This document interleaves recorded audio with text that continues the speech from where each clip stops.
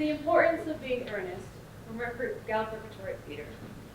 This play is usually set in England in the 1800s, and you will see that we've updated it a little bit to the 1920s in America, in New York State, to be precise. So if you see a little bit of differences, that's it. Really, we only changed the names of places, but everything else is about the same. This play, we did our very first production. This is our first production as an established theater company. And we did it in the little train station, the cultural center, great for a train wouldn't come through, and it didn't. And then we took that as a sign. So thank you all for helping us make theater in Gallup. A few housekeeping things. If you wish to take photos or videos, you're perfectly allowed to do so, but please don't get out of your seat to do that. Live theater is meant to be enjoyed live, so as little time behind your phone as possible is always encouraged. We do have a 15-minute intermission between acts 1 and 2. You can go out to the lobby and use the restrooms or get the concession stand, or if you haven't already, scan the QR code for our program.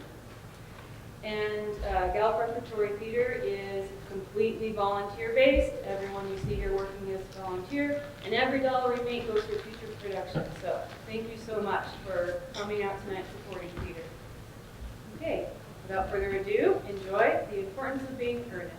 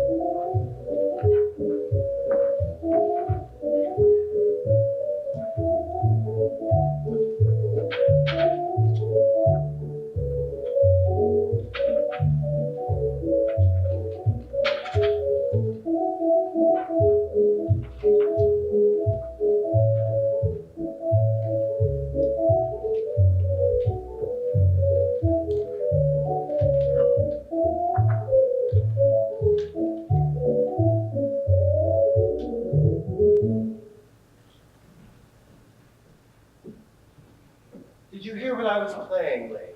I didn't think it polite to listen, sir. Oh, I'm sorry for that, for your sake. I don't play accurately. Anyone can play accurately. But I play with wonderful expression. As far as the piano is concerned, sentiment is my forte. I keep science for life. Yes, sir. Speaking of the science of life, have you got the cucumber sandwiches cut for Lady Bratton? Yes, sir. Oh, by the way, Lane, I see from your book on Thursday when Mr. Shorman and Mr. Worthing were dining with me, 8 bottles of champagne are entered as having been consumed. Yes, sir. 8 bottles and a pint. Why is it that a bachelor's establishment, the servants invariably drink the champagne? I ask merely for information. I attribute it to the superior quality of the wine, sir. I've often noticed that in married households, the champagne is rarely of a first-rate brand. Good heavens, is marriage as demoralizing as that? I believe it is a very pleasant state, sir.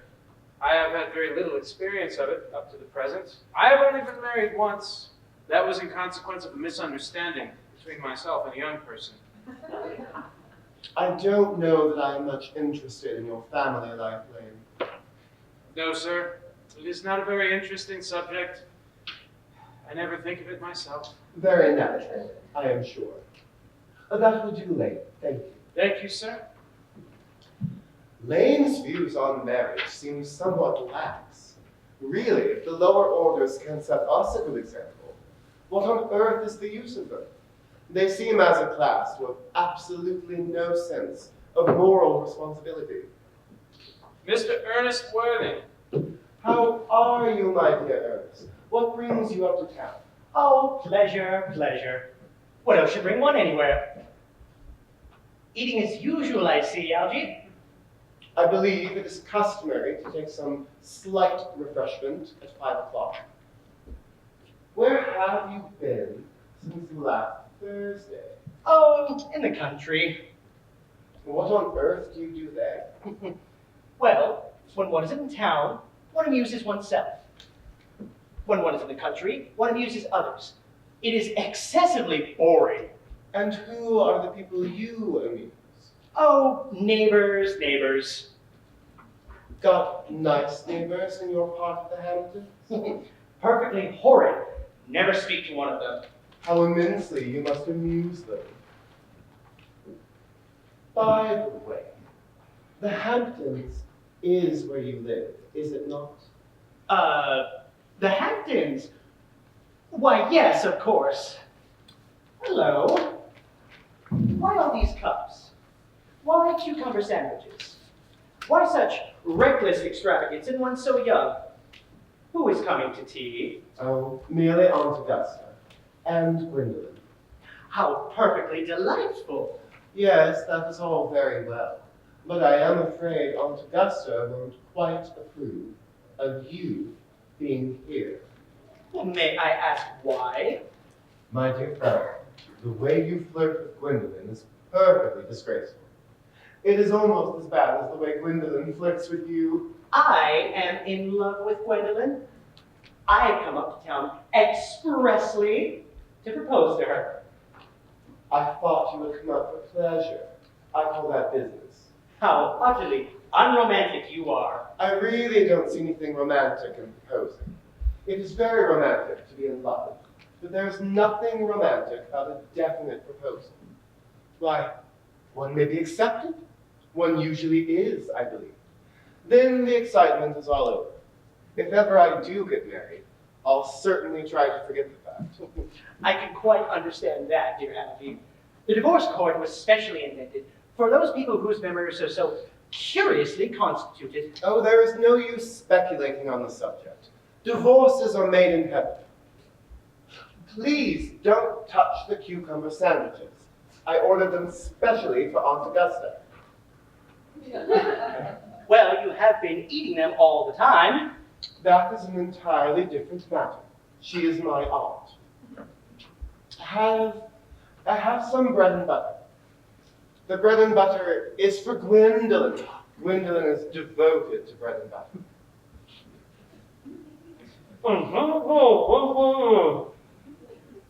Well, you need not eat it as if you were going to eat it all. You behave as if you were married to her already. You are not married to her already, and I don't think you ever will be. Well, may I ask why? Well, in the first place, girls don't marry the men they flirt with. Girls don't think it right. Oh, that is nonsense. It isn't. It is a great truth. It accounts for the extraordinary number of bachelors one sees all over the place. In the second place, I don't give my consent. I'm sorry, your consent? My dear fellow, Gwendolyn is my first cousin, and before I allow you to marry her, you will have to clear up the whole question of Cecily. Cecily? What on earth do you mean? What do you mean, Algy, by Cecily? Well, I don't know anyone of the name of Cecily. Bring me the cigarette case that Mr. Worthing left in the smoking room the last time he dined here. Yes, sir. Do you mean to tell me you have had my cigarette case all this time? I wish to goodness you had let me know. I was very nearly offering a large reward. Well, I wish you would.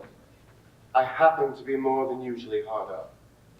Well, there's no good offering a large reward now that the thing is found. That is rather mean of you, Ernest, I must say.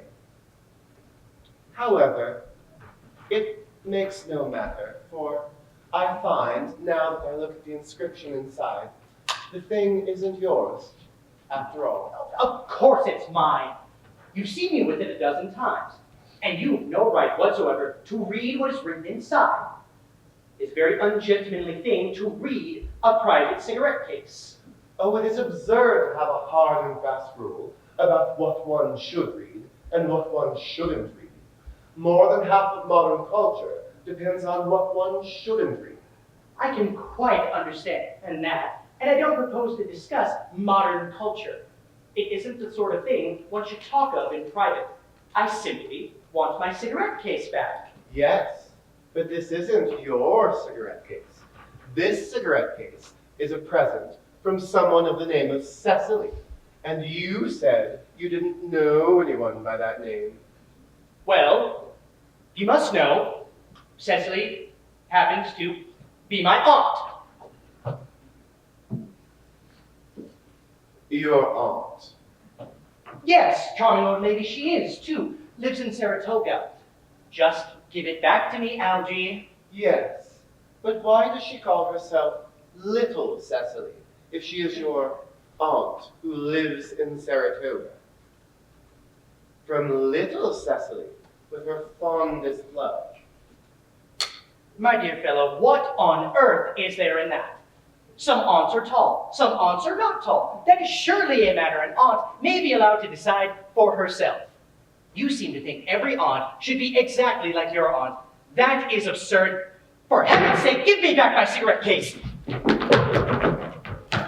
Yes, but why does your aunt call you her uncle? From Little Cecily, with her fondest love, to dear Uncle Jack. There is no objection, I admit, in an aunt being a small aunt. But why an aunt, no matter what her size may be, should call her own nephew her uncle, I can't quite make out. Besides, your name isn't Jack at all. It's Ernest. It isn't Ernest. It's Jack. You have always told me it was Ernest. I have introduced you to everyone as Ernest. You answer to the name of Ernest. You look as if your name was Ernest. You are the most earnest-looking person I ever saw in my whole life. It is perfectly ridiculous you saying your name isn't Ernest. Why, it's on your cards. I have one here. Mr. Ernest Worthing, B4, the Ritz-Carlton. I shall keep this as proof that your name is Ernest, if you ever attempt to deny it to me, or to Gwendolyn, or to anyone else. Well, it's Ernest in town, and Jack in the country. And the cigarette case was given to me in the country.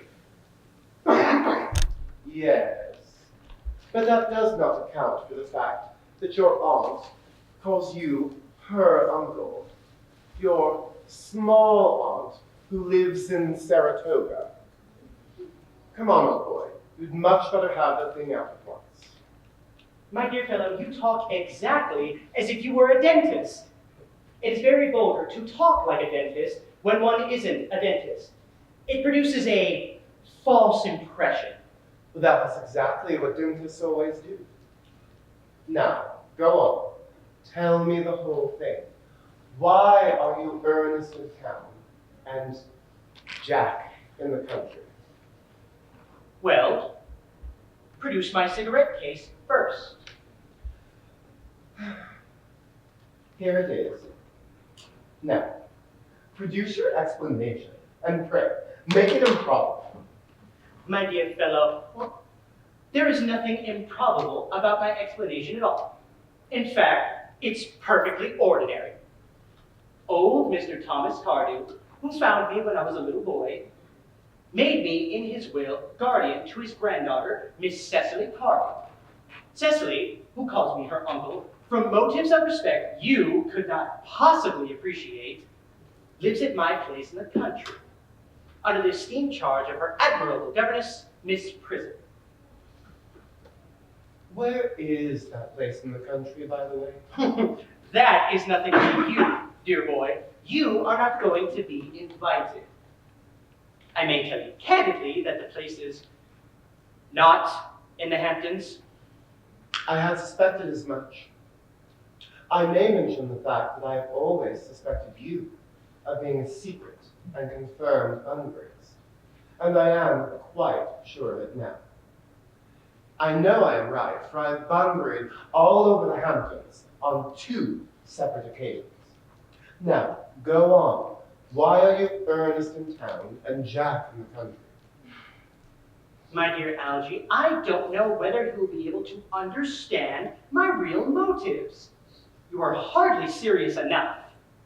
When one is placed in the position of guardian, one has to adopt a certain high moral tone on all subjects. It is one's duty to do so.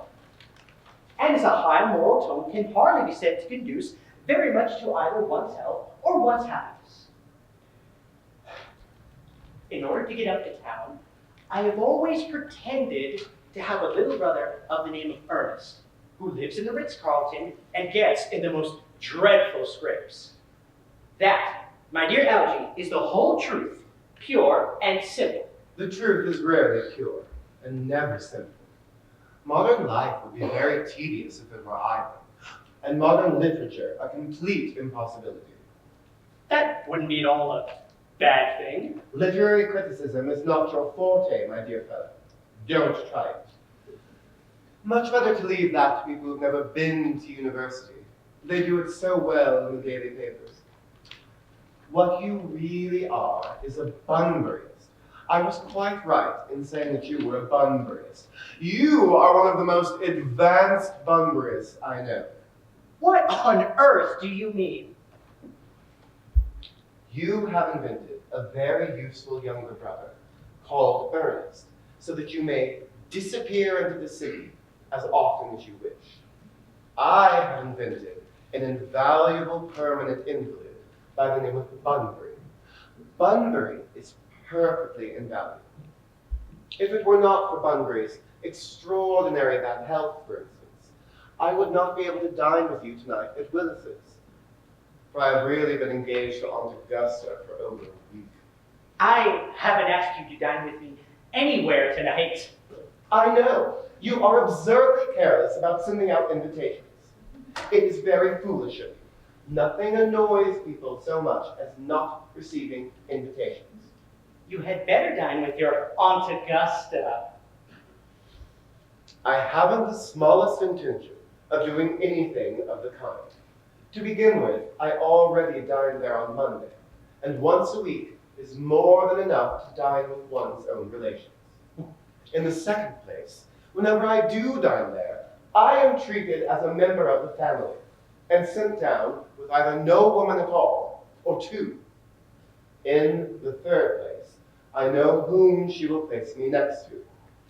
She will place me next to Mary Farquhar, who always flirts with her own husband across the dinner table. That is not very pleasant. Indeed, that is not even decent. And that sort of thing is enormously on the increase. The amount of women in New York who flirt with their own husbands is perfectly scandalous. It looks so bad. It is simply washing one's clean linen in public. Besides, now that I know you to be a confirmed Bunburyist, I naturally want to talk to you about Bunbury. I want to tell you the rules. I'm not a Bunburyist at all. If Gwendolyn accepts me, I am going to kill my brother. Indeed, I think I shall kill him in any case. Cecily is a little too much interested in him. Is rather a bore. So I am going to get rid of Ernest. And I strongly advise you to do the same with your invalid friend who has the most absurd name. Nothing will induce me to part with Bunbury. And if you ever do get married, which seems to me to be extremely problematic, you will be very glad to know Bunbury. A man who marries without knowing Bunbury has a very tedious time of it. Oh, that's nonsense. If I married a charming girl like Gwendolyn, and she's the only girl I ever saw in my life, then I would marry. I certainly won't want to know Bunbury.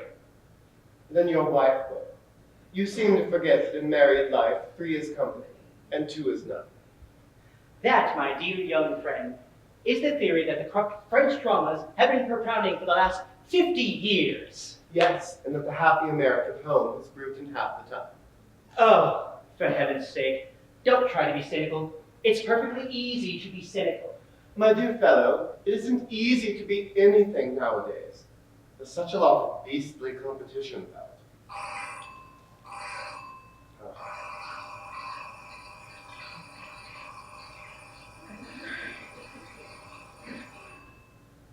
That must be Aunt Augusta.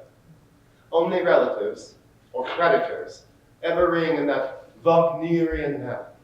Now, if I can get her out of the way for 10 minutes so that you can have the opportunity of proposing to Gwendolyn, may I dine with you tonight at Willis's? I suppose so, if you want to. Yes, but you must be serious about it. I hate people who are not serious about meals. It is so shallow of them. Lady Bracknell and Miss Fairfax.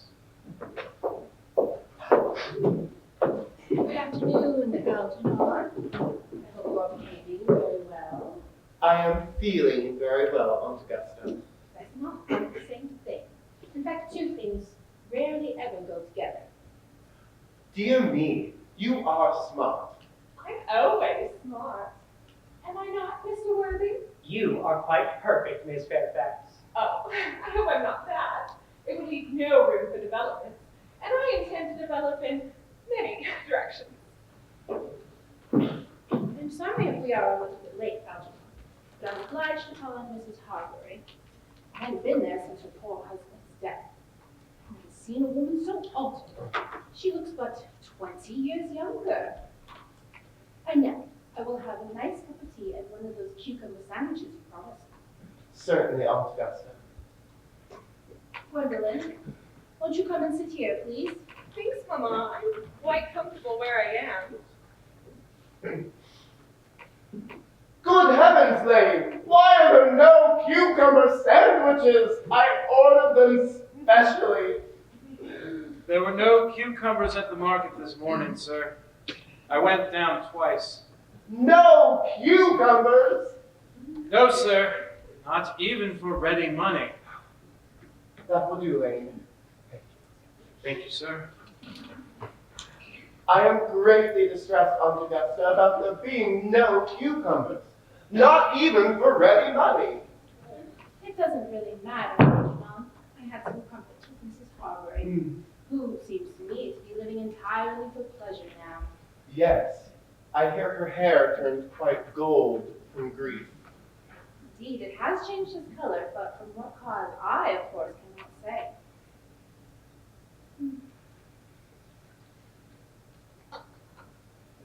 Thank you. I have a special treat for you tonight, Ethel. I'm going to be sending you down with Mary Farquhar. She is such a nice lady and so attentive to her husband. It is a delight to watch them. Oh, I am afraid I shall have to give up the pleasure of dining with you tonight, after all. Oh, I would hope not, Algernon. That would put my table completely out. And your uncle would have to dine upstairs. Fortunately, he is used to that. It is a great bore, and I need hardly to say, a terrible disappointment. But I've had a telegram informing me my poor friend Bunbury is ill again. They seem to think I should be with him. This Mr. Bunbury seems to suffer from curiously bad health. Oh yes, Bunbury is a dreadful invalid. Well, I must say, Algernon, I think it is high time that this Mr. Bunbury made up his mind whether he is going to live or to die. This shilly-shallying with the question is absurd, nor do I in any way approve of the modern sympathy with invalids. I consider it morbid. Illness of any kind is not a thing to be encouraged in others. Health is the primary duty of life. I'm always telling that to your poor uncle, but he never seems to take much notice as far as any improvement in his ailment goes. I should be obliged to you if you would go to Mr. Bunbury for me and kindly ask him not to have a relapse this Saturday, for I rely on you to arrange my music for me. It is my last reception, and one wants something that will inspire conversation, particularly at the end of the season, when everyone has practically said what they had to say, which in most cases was probably not much.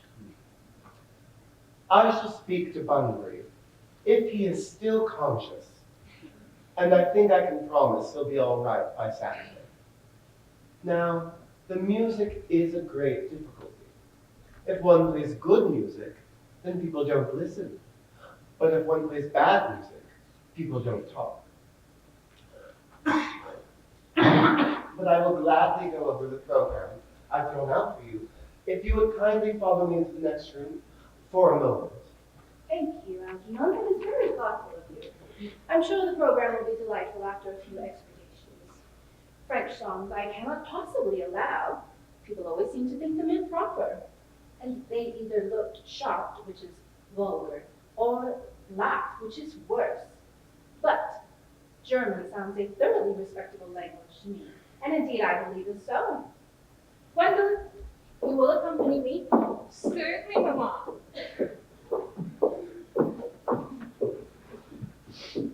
Charming day it has been, Miss Fairfax. Pray, don't talk to me about the weather, Mr. Worthing. Whenever people talk to me about the weather, I always feel quite certain that they mean something else. And that makes me so nervous. I do mean something else. I thought so. In fact, I'm never wrong. And I would like to be allowed to take advantage of Lady Bracknell's temporary absence. I would certainly advise you to do so. Mamma has a way of coming back suddenly into the room that I have often had to speak to her about. Miss Fairfax, ever since I met you, I have admired you more than any girl I have ever met since I met you. Yes, I'm quite well aware of that, and I often wish that in public, at any rate, you would have been more demonstrative. For me, you've always had an irresistible fascination. Even before I met you, I was far from indifferent to you. We live, as I hope you know, Mr. Worthing, in an age of ideals. The fact is constantly mentioned in the more expensive monthly magazines and has reached the rural pulpits, I'm told. And my ideal has always been to love someone of the name Ernest. There is something in that name that inspires absolute confidence. The moment Algernon first mentioned to me that he had a friend called Ernest, I knew I was destined to love you. You really love me, Gwendolyn. Passionately. Darling, you don't know how happy you've made me. My own Ernest. But you don't really mean to say you couldn't love me if my name wasn't Ernest. But your name is Ernest. Yes, I know it is. But supposing it was something else, do you mean to say you couldn't love me then? That is clearly a metaphysical speculation. And like those metaphysical speculations, has very little reference at all to the actual facts of real life as we know them. Well, really, darling, to speak quite candidly, I don't much care for the name of Ernest. I don't think the name suits me at all. It suits you perfectly. It's a divine name. It has music of its own. It produces vibration. Well, really, Gwendolyn, I must say I think there are a lot of other nicer names. I think Jack, for instance, a charming name. Jack. No, there is very little music in the name Jack, if any at all. Indeed, it does not thrill. It produces absolutely no vibrations. I have known several Jacks, and they all, without exception, were more than usually plain. Besides, Jack is a notorious domesticity for John, and I pity any woman who's married to a man called John. She would probably never be allowed to know the entrancing pleasure of a single moment's solitude. The only really safe name is Ernest. Gwendolyn, I must get christened at once. I mean, we must get married at once. There is no time to be lost. Married, Mr. Worthing. Well, surely, you know that I love you, and you led me to believe, Miss Fairfax, that you were not absolutely indifferent to me. I adore you, but you have not proposed to me yet. Nothing not even been touched on. Well, may I propose to you now? I think it would be an admirable opportunity. And to spare you any possible disappointment, Mr. Worthing, I think it only fair to tell you quite frankly beforehand that I am fully determined to accept you. Gwendolyn! Yes, Mr. Worthing? What have you got to say to me? You know what I have got to say to you. Yes, but you don't say it. Gwendolyn, will you marry me? Of course I will. How long have you been about it? I'm afraid to say you've had very little experience in how to propose. My own one. I've never loved anyone in the world but you. Yes, but men often propose for practice. I know my brother Gerald does. All my girlfriends tell me so. What wonderfully blue eyes you have, Ernest. They are quite blue. I hope you will always look at me just like that, especially when there are other people present.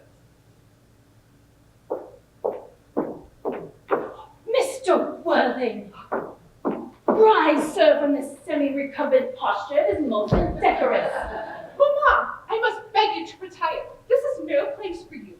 Besides, Mr. Worthing has not quite finished yet. Finish what, may I ask? I'm engaged to Mr. Worthing, Mamma. Pardon me, but you are not engaged to anyone. And when you do become engaged, I or your father, should his health permit him, will tell you of the fact. An engagement should come on a young girl as a surprise, pleasant or unpleasant as the case may be. It is hardly a matter that she could be allowed to arrange for herself. Now it seems, Mr. Worthing, I have some questions to put to you, sir. And while I am making this inquiry, you, Gwendolyn, will wait for me below in the carriage. Mamma! Gwendolyn, the carriage.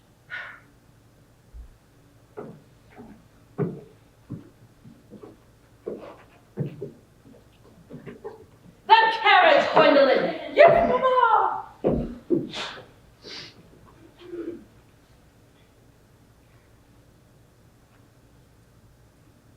You may take a seat, Mr. Worthing. Thank you, Lady Bracknell. I prefer standing. I must tell you that you are not down on my list of eligible young men, although I share the same list with the dear Miss Vanderbilt, and we work together, in fact. But I'm more than willing to put your name down, should your answers be what a really affectionate mother requires. Do you smoke? Well, yes, I must admit I do smoke. Oh, glad to hear it. Men should always have an occupation of some kind. There are far too many idle men in New York as it is. How old are you? 29. A perfect age to be married at. I've always been of the opinion that a man who desires to get married should either know everything or nothing. Which do you know? I know nothing, Lady Bracknell. I'm pleased to hear it. I do not approve of anything that tampers with natural ignorance. Ignorance is like a delicate, exotic fruit. Touch it, and the bloom is gone. The whole idea of modern education is radically unsound. But, fortunately, here in America, education produces no effect whatsoever. If it did, it would lead to a serious problem with the upper classes and lead to acts of violence in Washington Square. Ooh. What is your income? Between 15 and 16,000 a year. In land or investments? Oh, in investments, chiefly. That is not unsatisfactory. What between the duties expected of one during one's lifetime and the duties exacted after one's death, Land has ceased to be either a profit or a pleasure. It gives people position, but also prevents them from keeping it up. That is all that can be said about land. I own a country house with some land, of course, attached to it about 1,500 acres. Though I don't rely on that for my real income. As far as I can make out, the poachers are the only ones who make anything out of it. A country house. How many bedrooms? Oh, never mind. We can clear that fact up later. You have a townhouse, I hope. A girl with a simple, unspoiled nature like my Gwendolyn could hardly be expected to reside in the country. Well, I own a townhouse on Park Avenue, but it is let by the year to Miss Blockson. Of course, I can get it back whenever I like, at 6 months' notice. Miss Blossom. I don't know her. Oh, she goes about very little. She's a lady considerably advanced in years. Ah, nowadays that is no guarantee of respectability of character. What number on Park Avenue? 149. The unfashionable side. I thought there was something. But we can soon alter all of that. Do you mean the fashion or the side? Both, I presume, if needed. What are your politics? Well, I'm afraid I really have none. I'm a progressive conservative. Oh, they count as Republican. And they dine with us, or come in the evening at any rate. And now, on to minor matters. Are your parents living? I have lost both my parents. Lost? To lose one parent, Mr. Worthing, might be considered a misfortune. To lose both looks like carelessness. Who was your father? He was evidently a man of some wealth. Did he rise from what the radical papers call the purple of commerce? Or did he rise from the ranks of the wealthy? I'm afraid I really don't know, Lady Bracknell. The fact is, I've told you I lost my parents, but it would be nearer to the truth to say that my parents seem to have lost me. I don't actually know who I am by birth. I was found. That. Yes. The late Mr. Thomas Cardew, an older gentleman of a very charitable and kindly disposition, found me and gave me the name of Worthing. Worthing is a place in Cape Cod. It's a seaside resort. And where did this charitable gentleman with a first-class ticket to a seaside resort find you? In a handbag. A handbag? Yes, Lady Bracknell, I was in a handbag. A somewhat large, black leather handbag with handles to it. An ordinary handbag, in fact. And in what locality did this Thomas Cardew find this ordinary handbag? In the cloakroom at Union Station. It was given to him in mistake of his own.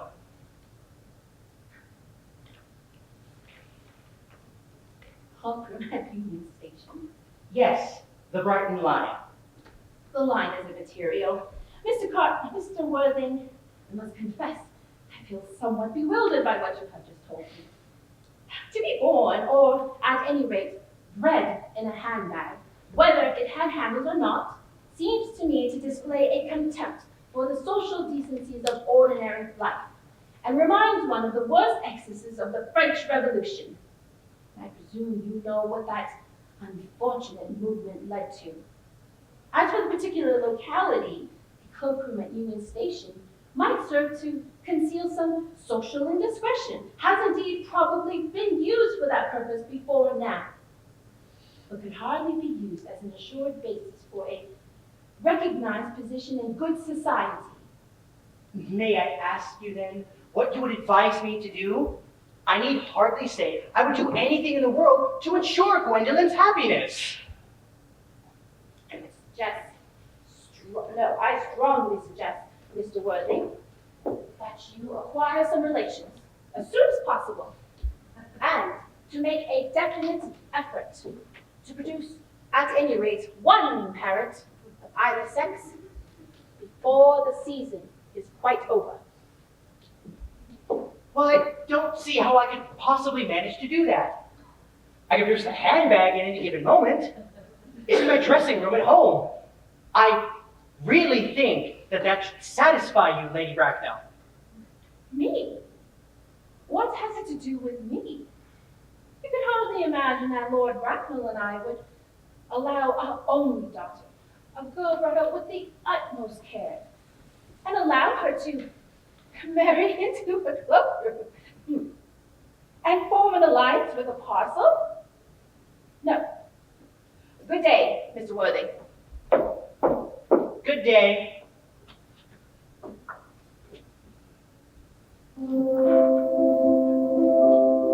Oh, for heaven's sake. Don't play that ghastly tune, Algie. How idiotic are you?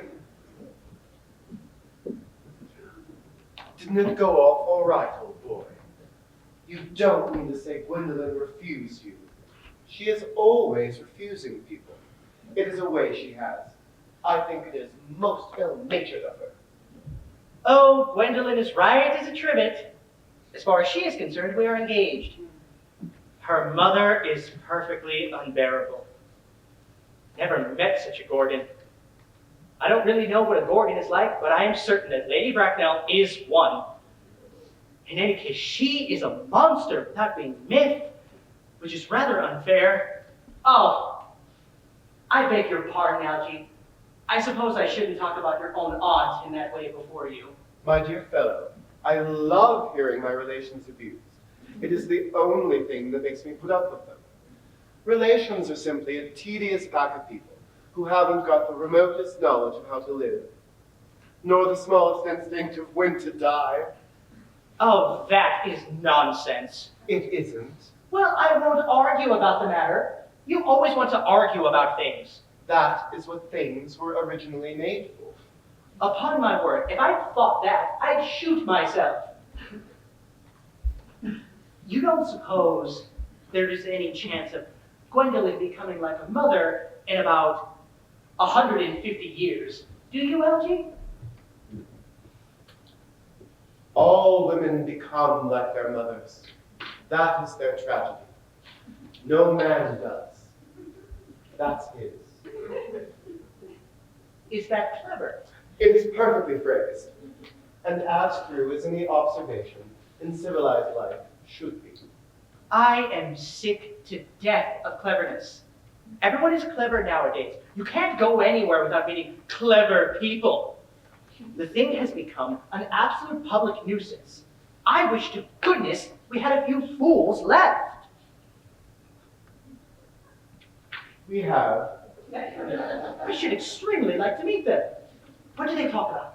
the fools. Oh, about the clever people, of course. What fools? By the way, did you tell Gwendolyn the truth about you being Ernest in town and Jack in the country? Oh, the truth isn't the sort of thing one says to a nice, sweet, refined girl. What extraordinary ideas you have about a way to behave to a woman. The only way to behave to a woman is to make love to her if she is pretty, and to someone else if she is plain. Oh, that is nonsense. What about your brother? What about the profligate Ernest? Oh, I shall have got rid of him by the end of the week. I'll say he died in Paris of apoplexy. Lots of people die of apoplexy. Right suddenly, don't they? Yes, but it's hereditary. It's the sort of thing that runs in families. You would much better say a severe chill. Are you certain a severe chill isn't hereditary? Oh, of course it isn't. Very well then. My poor brother Ernest is carried off suddenly in Paris by a severe chill. That gets rid of him. But I thought you said that Miss Cardew was a little too interested in your wicked brother. Won't she feel his loss a great deal? Oh, that is all right. Cecily is not a silly romantic girl. I'm very glad to say it. She has got a capital appetite, goes long walks, and pays no attention at all to her lessons. I would very much like to see Cecily. I will take very good care you never do. She is excessively pretty, and she is only just 18. Have you told Gwendolyn you have an excessively pretty ward who is only just 18? Oh, one doesn't blurt these things out to people. Gwendolyn and Cecily are perfectly certain to be extremely great friends. I'll bet you anything you like that a half hour after they have met, they'll be calling each other sister.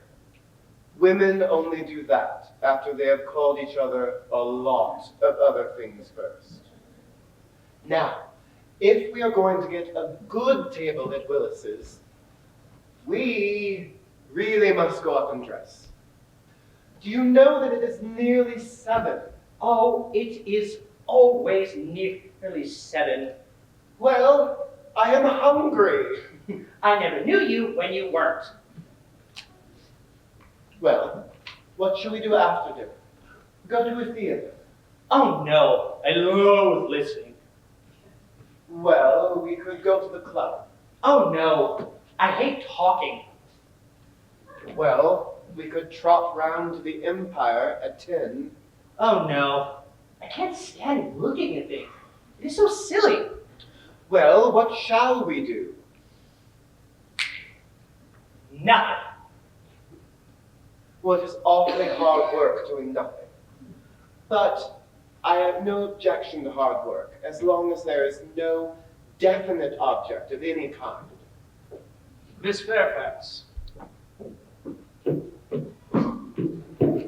Gwendolyn, upon my word. Algie, kindly turn your back. I have something very particular to say to Mr. Worthing. I really don't think I can allow this, Gwendolyn. Algie, you always adopt a strictly immoral attitude towards life. You are not quite old enough to do that.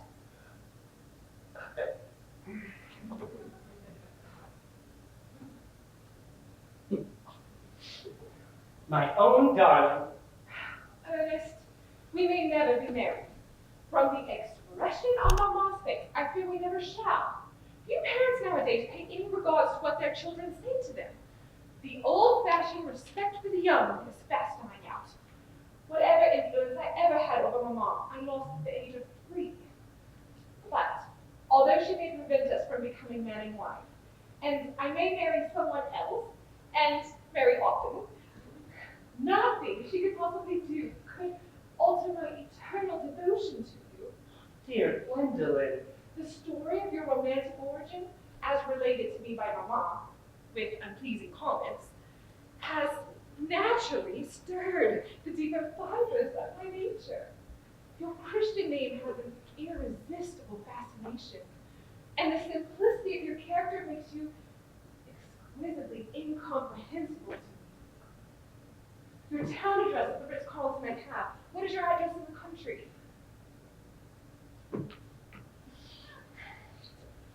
The Manor House, Bronxville, Westchester County.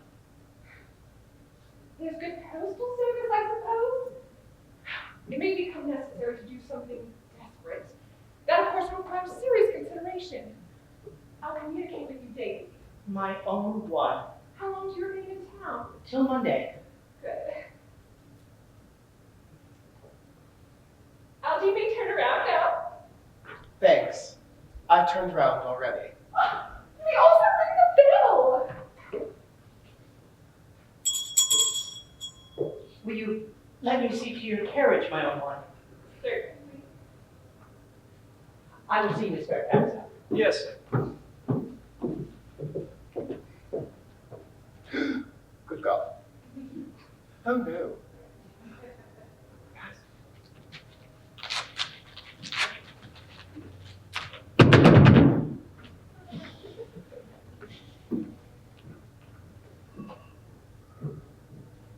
glass of sherry, Lane? Yes, sir. Tomorrow, Lane, I am going Bunbury. Yes, sir. I should probably not be back until Monday, so you can put up my dress clothes, my smoking jacket, and all the Bunbury suits. Yes, sir. I hope tomorrow will be a fine day, Lane. It never is, sir. Lane, you are a perfect pessimist. I do my best to give satisfaction, sir.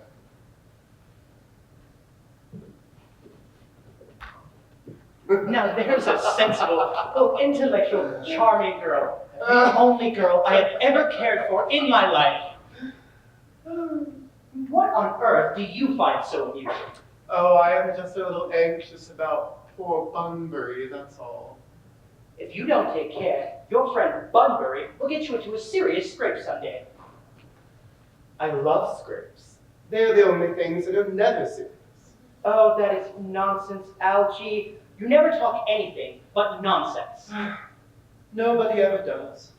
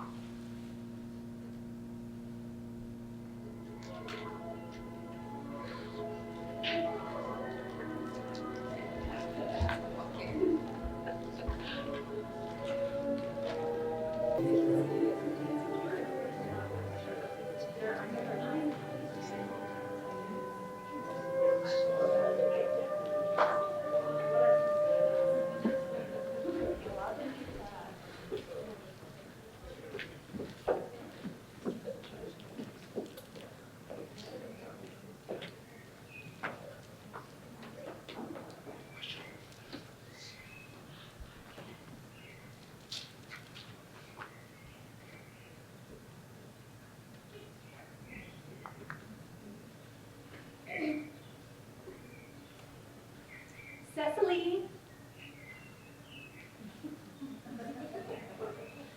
Cecily. Surely such a utilitarian occupation as the watering of the flowers is rather Moulton's duty than yours. Especially at the moment when intellectual pleasures await you. Your German grammar is on the table. Pray open it to page 15. We'll repeat yesterday's lesson. I don't like German. It isn't at all a becoming language.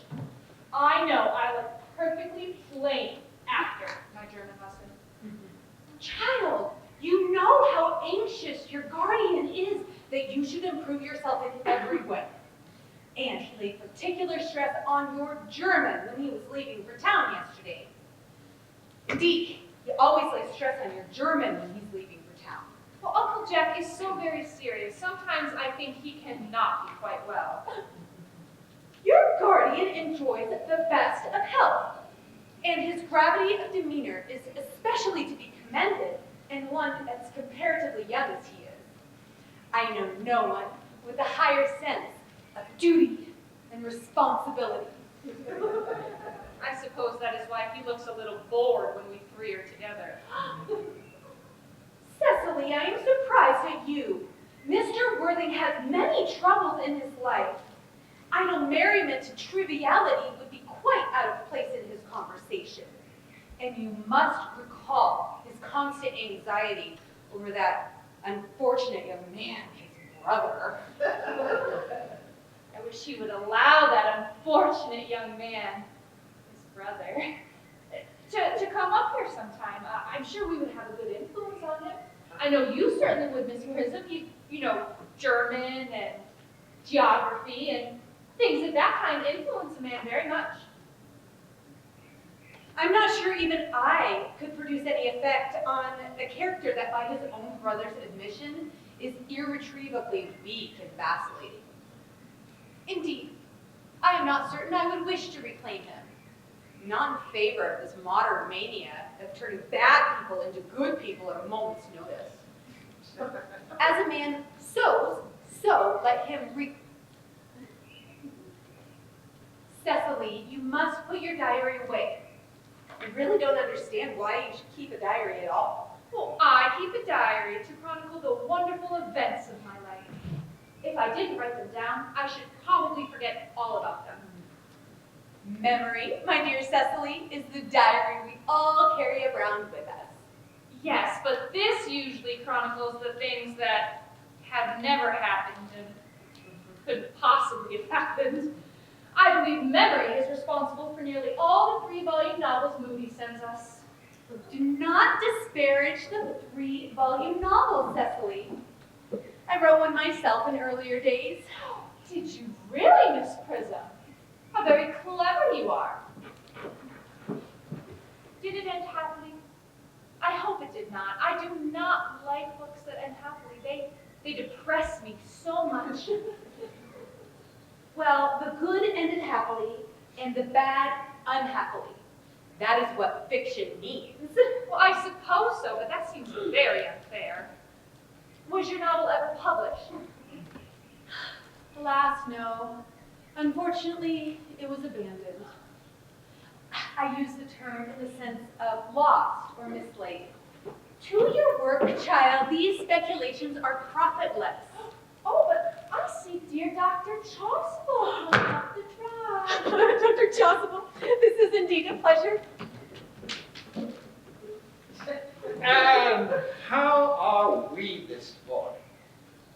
Miss Prism, you are, I trust, well?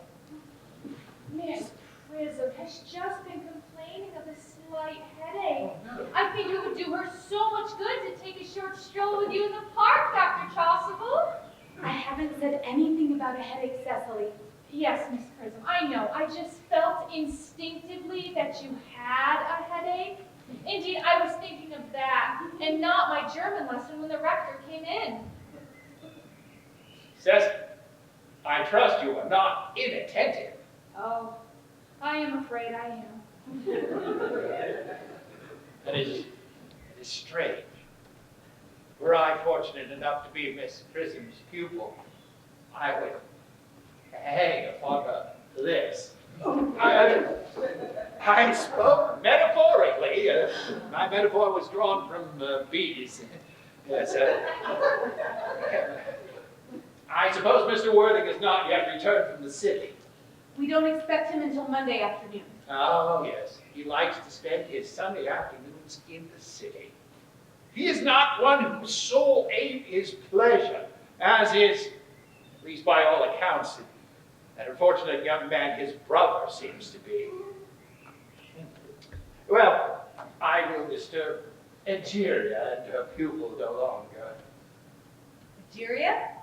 My name is Letitia, Doctor. A classical allusion merely. It was drawn from the pagan authors. Well, I shall, I trust, see you both at evensong. I will have a stroll with you after all. I find I have a bit of a headache and a walk might do it some good. With pleasure, Miss Prism, with pleasure.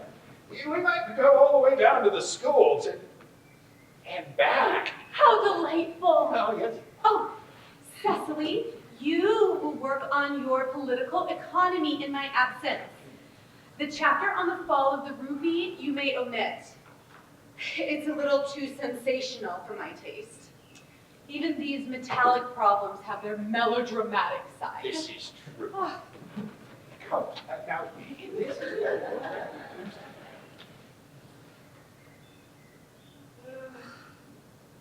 Horrid political economy, horrid geography, horrid German. Mr. Ernest Worthing has just driven up from the station. He's brought his luggage with him. Mr. Ernest Worthing before the Ritz-Carlton. Uncle Jack's brother. Did you tell him Uncle Jack was in town?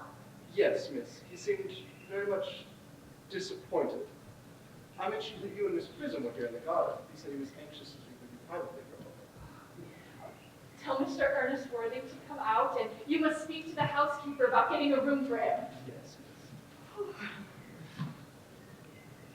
miss. Never met anyone truly wicked before. I feel rather that frightened. I'm afraid he will look just like everyone else. He does. You are my little cousin Cecily, I am sure. You must be under some mistake. I am not little. In fact, I am more than usually tall for my age. But yes, I am your cousin Cecily. You, I can see from your card, are Uncle Jack's brother, my cousin Ernest. My wicked cousin Ernest. Oh, I am not wicked, cousin Cecily. You mustn't think that I am wicked. Well, if you are not, then you have certainly been deceiving us in a most inexcusable manner. Pretending to be wicked and really being good all that time, that would be hypocrisy. Oh, I suppose I have been rather reckless? I'm glad to hear it.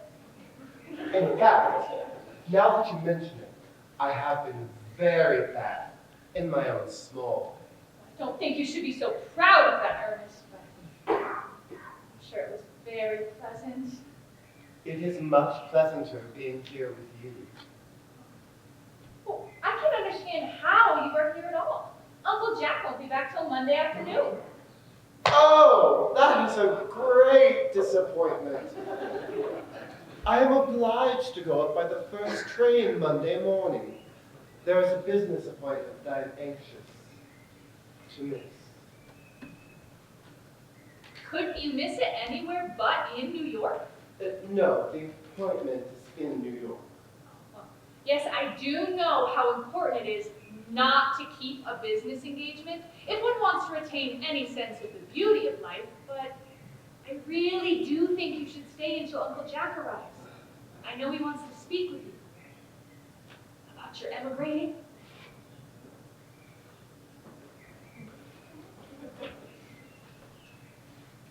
About my what? About your emigrating. Uncle Jack has gone up to buy your outfit. I certainly wouldn't let Jack buy my outfits. He has no taste in neckties at all. I don't think you will require neckties. Uncle Jack is sending you to Australia. Australia? I'd sooner die. Well, after dinner on Wednesday night, Uncle Jack said you would have to choose between this world, the next, and Australia. Well, the reports I have received of Australia and the next world are not particularly encouraging. This world is good enough for me, Cousin Cecily. Yes, but are you good enough for it? Oh, I am afraid I am not that. That is why I thought you might make it your mission to reform me this afternoon, if you have time. Well, I'm afraid I have no time this afternoon. Oh, but do you mind me reforming myself? It is rather quixotic of you, but I think you should try. I will.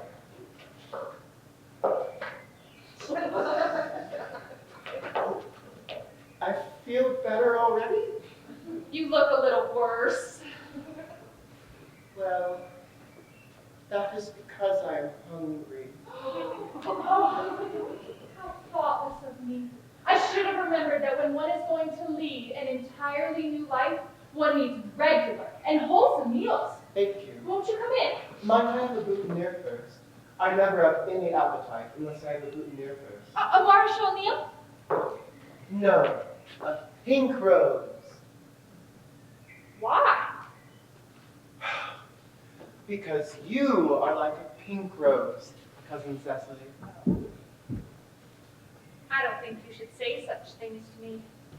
Miss Prism never says such things to me. Then Miss Prism is a short-sighted old lady. You are the prettiest girl I ever saw. Miss Prism says all good looks are a snare.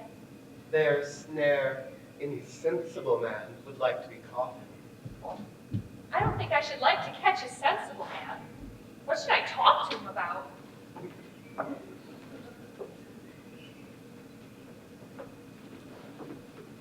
You are too much alone, Dr. Chasuble. You should get married. A misanthrope, I can understand. A womanthrope, never. Believe me, I deserve no such neologistic praise. The precept, as well as the practice of the early primitive church, was distinctly against matrimony. That is precisely why the primitive church has not lasted up to the present day. And you do not seem to realize, dear Reverend, that by persistently remaining single, a man converts himself into a permanent public temptation. Men should be more careful. This very celibacy leads weaker vessels astray. But is a man not equally attractive when married? No married man is ever attractive, except to his wife. And often, or at least I've been told, not even to her. Well, that depends entirely on the intellectual sympathies of the woman. Maturity can always be depended on. Ripeness can be trusted. Young women are green. I spoke horticulturally. My metaphor was drawn from fruits. Oh, Bruce, yes. Oh, but where's Cecily? I don't know, perhaps she followed us from the school.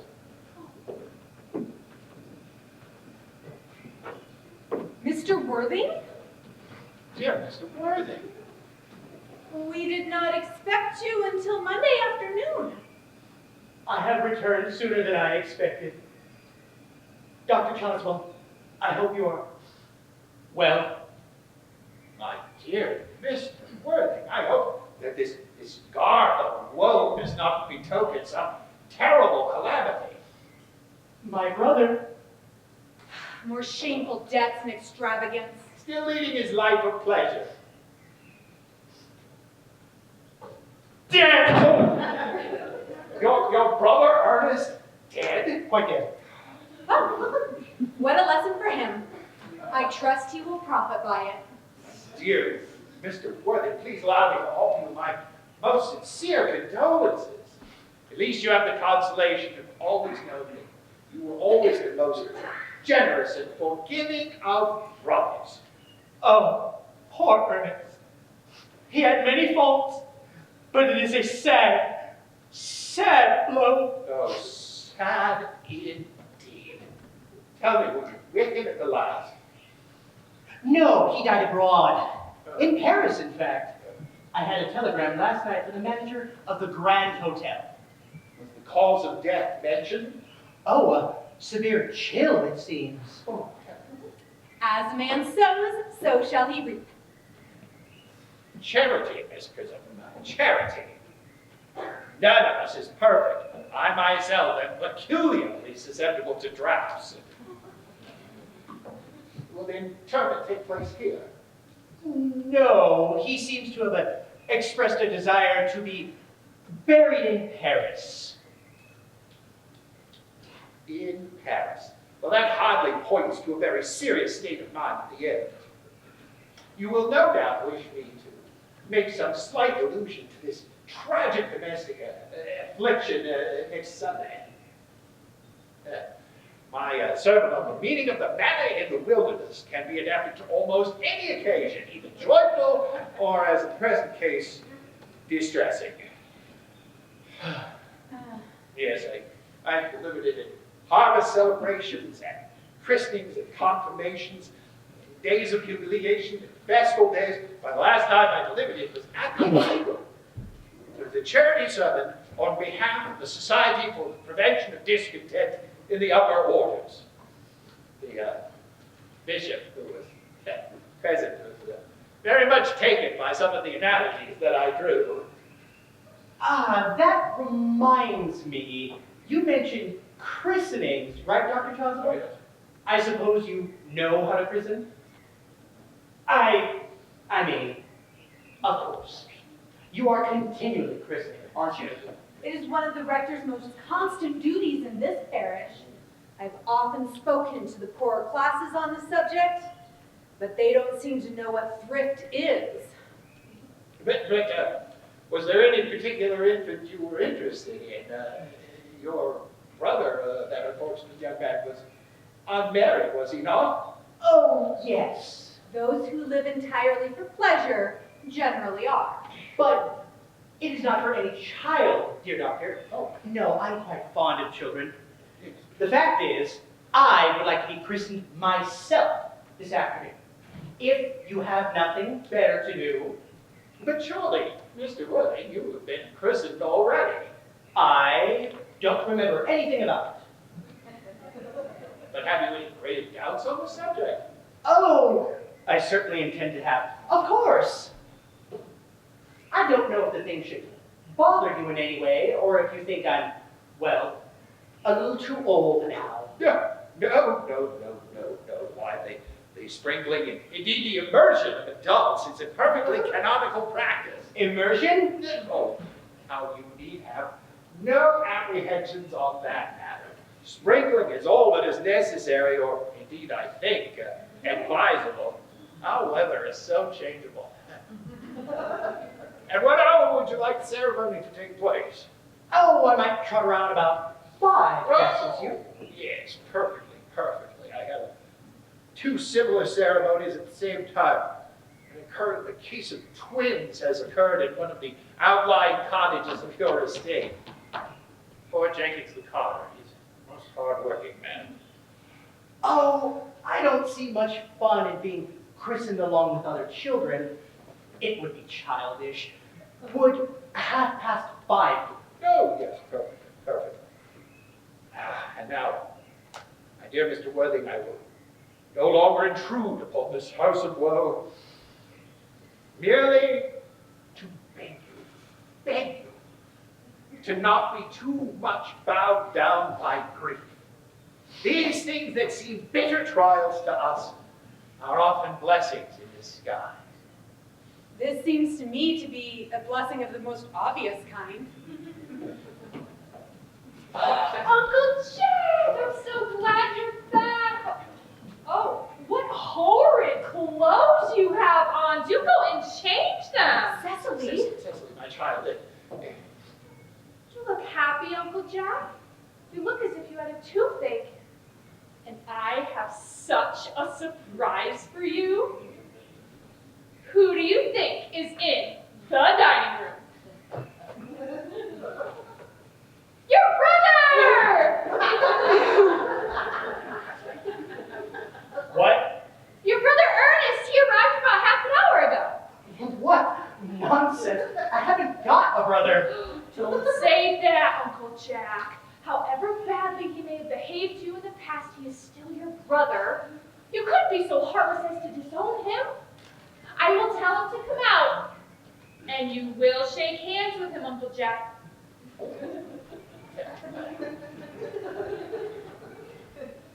Well, these are joyful tidings. After we had all just become resigned to his loss, his sudden re-emergence seems peculiarly distressing. My brother is in the dining room? I don't know what it all means. I think it's perfectly absurd.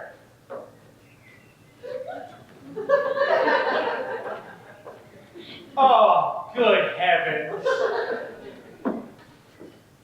Brother John, I have come down from town to tell you that I am greatly sorry for all the trouble I have caused you, and that I intend to lead a better life in the future.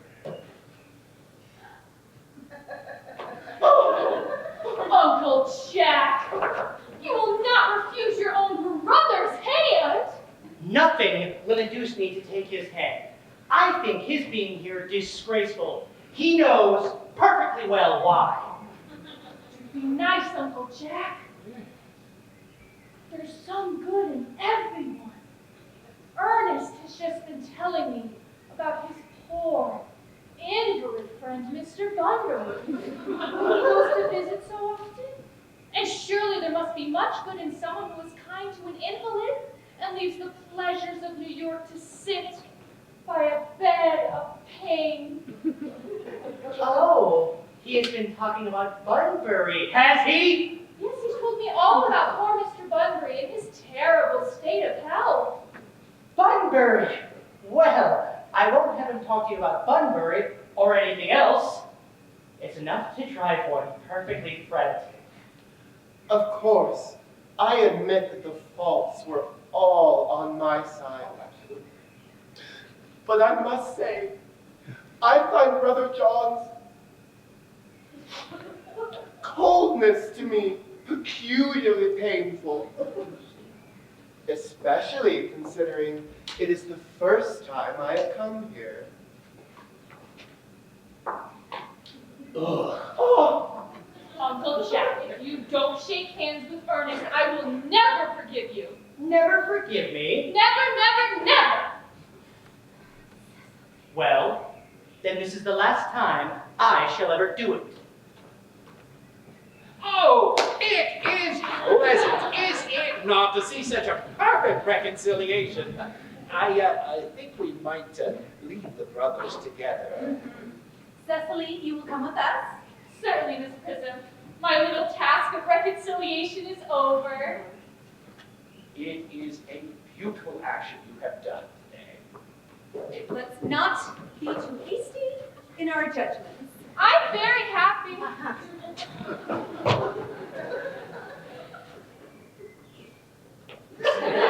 You young scoundrel, Algie! You must get out of this place at once! I don't allow any Bunburying here! I have put Mr. Ernest's things in the room next to yours. What? Mr. Ernest's luggage, sir. I have unpacked it and put it in the room next to yours. His luggage. Yes, sir. 3 portmanteaus, a dressing case, 2 hat boxes, and a large luncheon basket. I am afraid I can't stay more than a week this time. Merriman, order the dog cart at once. Mr. Ernest has suddenly been called back to town. Yes. What a fearful liar you are, Jack. I have not been called back to town at all. Yes, you have. Really? I haven't heard anyone call me. Your duty as a gentleman calls you back. My duty as a gentleman has never interfered with my pleasure in the smallest degree. I can quite understand that. Well, Cecily is darling. You are not to talk of Miss Cardew like that. I don't like it. Well, I don't like your clothes. You look ridiculous. Why on earth won't you go up and change? It is perfectly ridiculous for you to be in mourning for a man who is really staying with you for a whole week in your house as your guest. I call it grotesque. You are certainly not staying with me as a guest for a whole week or anything else. You have got to leave by the 4-5 train. Well, I certainly won't leave you when you're in mourning. You would stay with me if I were in mourning, I suppose. I should think it very unkind of you if you didn't. Well, will you go if I change my clothes? Yes, if you are not too long. I never saw a man take so long to dress and to such little result. Well, that is being better than always overdressed as you are. If I am occasionally a little overdressed, I make up for it by being immensely overeducated. Your vanity is ridiculous. Your conduct an outrage, and your presence here in my garden absolutely absurd. However, you've got to catch the 4-5, and I hope you have a pleasant journey back to town. This Bunburying, as you call it, has not been a great success for you. Well, I think it has been a great success. I'm in love with Cecily, and that is everything.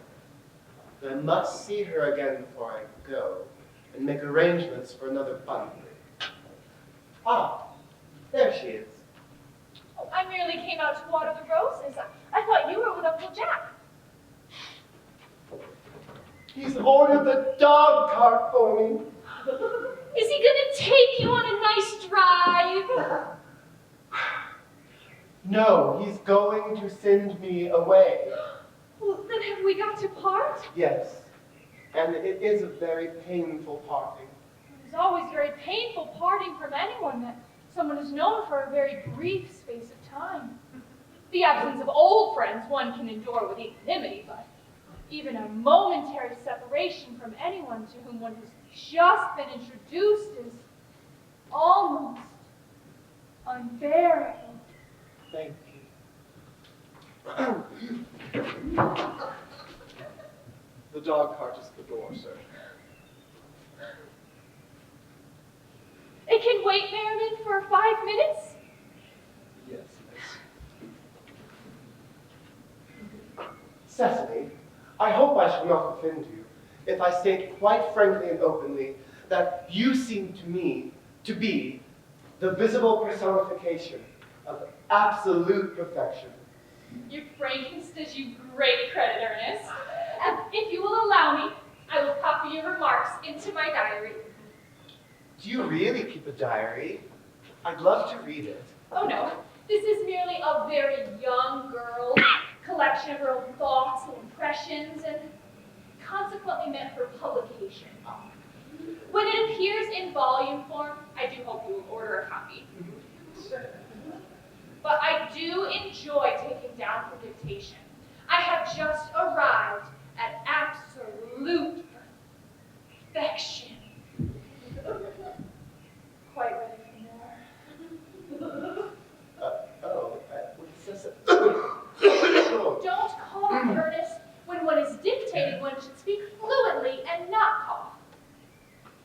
Besides, I don't know how to spell cough.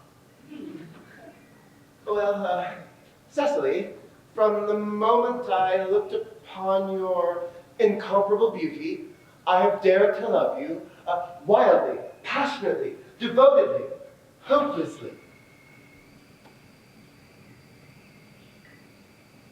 I don't think you should tell me that you love me wildly, passionately, devotedly, hopelessly. Hopelessly doesn't seem to make much sense, does it? Cecily! The dog cart is waiting, sir. Tell her to come round next week at the same hour. Yes, sir.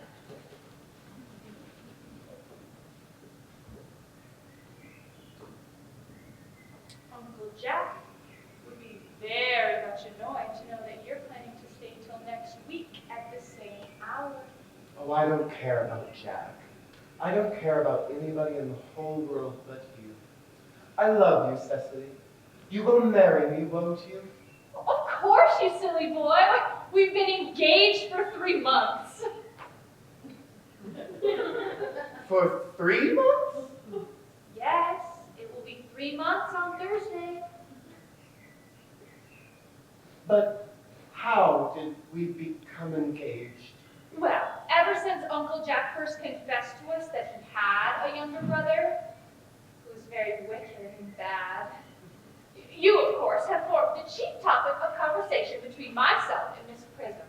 And of course, one who is much talked about is always very attractive. One thinks there must be something in her after all. I dare say it was foolish of me, Ernest, but I fell in love with you. But how was our engagement actually settled? Well, on the 14th of February last, worn out by your complete ignorance of my existence, I decided to end the matter one way or another. And after a long struggle with myself, I finally accepted you under that dear old tree. The next day, I went into town and bought this ring in your name. And here is the little bangle with the true lover's knot I promised you always to wear. Well, that's very pretty, isn't it? Did I get you this? Yes, you've wonderfully good taste, Ernest. It's the excuse I've always given for you leading such a bad life. And these are all of your letters that you wrote me. But my own sweet Cecily, I have not written you any letters. You need hardly remind me of that, Ernest. I remember only too well that I was forced to write your letters for you. I wrote always, 3 times a week, sometimes oftener. I would love to read them. Oh no, they would make you far too conceited. The 3 you wrote me after I broke off the engagement are so beautiful and so badly spelled that I can hardly read them now without crying a little. But was our engagement ever broken off? Yes, on the 22nd of March. You may see the entry if you like. Today I broke off my engagement with Ernest. I feel it is best to do so. The weather still continues charming. But why did you break off our engagement? What had I done? I had done nothing, Cecily, and I am very much hurt indeed to hear that you broke it off, particularly when the weather was so charming. Well, it would hardly have been considered a serious engagement if it hadn't been broken off at least once. But I forgave you before the week was out. What a perfect angel you are, Cecily. Oh, you're such a romantic boy. Your hair, does it curl naturally? Yes, darling, with a little help from others. Oh, I'm so glad. You'll never break up our engagement again, will you? Well, I don't think I could break it off now that I've actually met you. And, of course, there's always the question of your name. Yes, of course. You mustn't laugh at me, darling, but it had always been a girlish dream of mine to marry someone whose name was Ernest. Oh, there's something in that name that inspires absolute confidence. In fact, I pity any poor married woman whose husband is not called Ernest. But my own sweet Cecily, you don't mean to say that you couldn't love me if I had, oh, some other name? But what other name? Oh, any name that you like. Algernon, for instance. But I don't like the name Algernon. Well, my own dear, sweet, loving little darling, I really can't see why you should object to the name of Algernon. It's not at all a bad name. In fact, it's rather an aristocratic name. Why, half of the chaps in bankruptcy court are called Algernon. But seriously, Cecily, if my name was Algie, couldn't you love me? I might respect you, Ernest. I might admire your character. But I don't think I could ever give you my undivided attention. Cecily, your rector here is, I suppose, thoroughly experienced in all the rites and ceremonials of the church. Oh yes, Dr. Chasuble is a most learned man. He's never written a single book, so you can imagine how much he knows. Perfect. I must see him on a most important christening, most important business. Oh? I shan't be more than half an hour.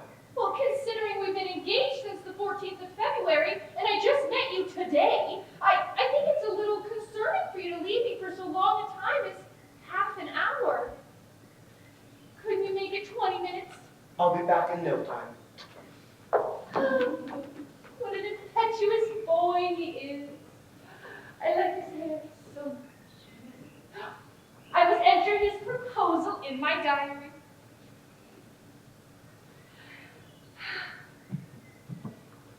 Miss Fairfax called to see Mr. Worthing on very important business, Miss Fairfax states. Is it Mr. Worthing in his library too?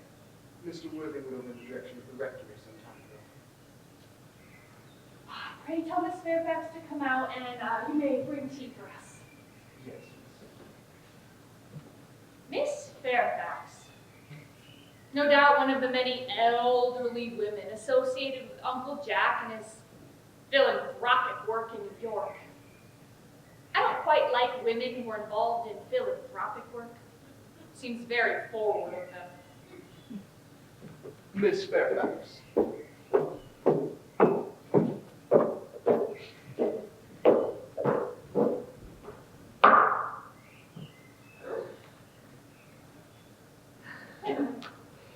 Pray let me introduce myself. My name is Cecily Cardew. Cecily Cardew? What a very sweet name. Something tells me we're going to be great friends. I like you already more than I can say. My first impressions of people are never wrong. Oh, how nice of you to like me so much after knowing me such a comparatively short time. Pray sit down. I may call you Cecily, may I not? Yes, of course. And you will always call me Gwendolyn, won't you? If you wish.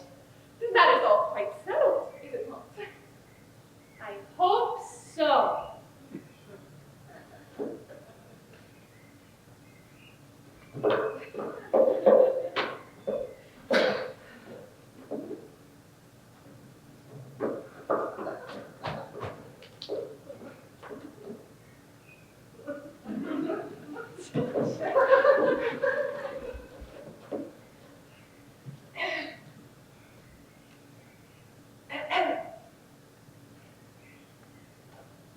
Perhaps this would be a favorable opportunity for me mentioning who I am.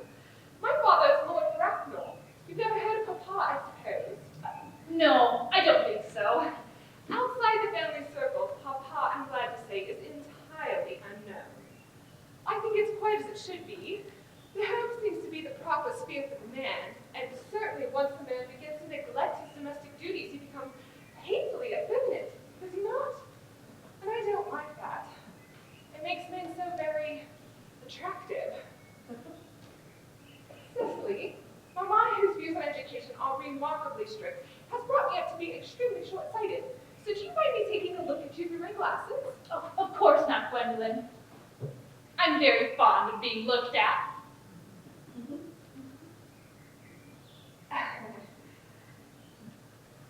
You are here on a short visit, I suppose. Oh no, I live here. Really? Your mother, no doubt, or some other female relative of advanced years resides here also? No, I have no mother, nor in fact any relations. Indeed. My guardian, with the help of Miss Prism, had the arduous task of looking after me. Your guardian? Yeah, I'm Mr. Worthing's ward.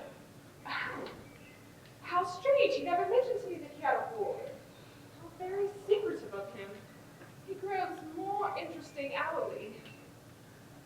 I'm not sure, however, that the news inspires me with feelings of unmixed delight. I am very fond of you, Cecily. I have liked you ever since I met you. But I'm bound to state now that I know that you're Mr. Worthing's ward, I can't help expressing a wish you were, well, a little older than you seem to be and not quite so very alluring in appearance. In fact, if I may speak candidly, Pray do, Gwendolyn. I feel whenever anyone has anything unpleasant to say, one should be quite candid. well, to speak with perfect candor, Cecily, I wish you were fully 42 and more than usually pleasant for your age. Ernest has a strong, upright nature. He is the very soul of truth and honor. Disloyalty would be as impossible to him as deception. But even men of noblest possible moral character are extremely susceptible to the influence of the physical charms of others. Modern, no less ancient history supplies us with many of the most painful examples of what I refer to. If it were not so, indeed, history would be quite unreadable. I beg your pardon, Gwendolyn, but did you say Ernest? Yes. It is not Mr. Ernest Worthing who is my guardian. It is his brother, his elder brother. Ernest never mentioned to me that he had a brother. Well, I'm sorry to say they have not been on good terms for quite some time. That accounts for it. And now that I think of it, I have never heard any man mention his brother. The subject seems distasteful to most men. You have lifted a load from my mind, Cecily. I was growing almost anxious. It would have been terrible for Clyde to come across a friendship like ours, would it not?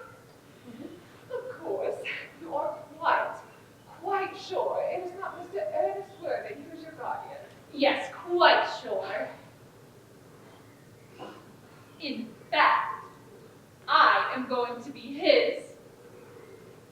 I beg your pardon. Well, I don't see why I should make a secret of it to you, Gwendolyn. Our little county newspaper is sure to chronicle the fact next week, but Ernest Worthing and I are engaged to be married!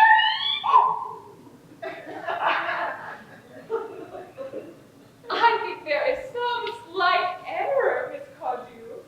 Mr. Ernest Worthing is engaged to me. The announcement will appear on the Times on Saturday at the latest.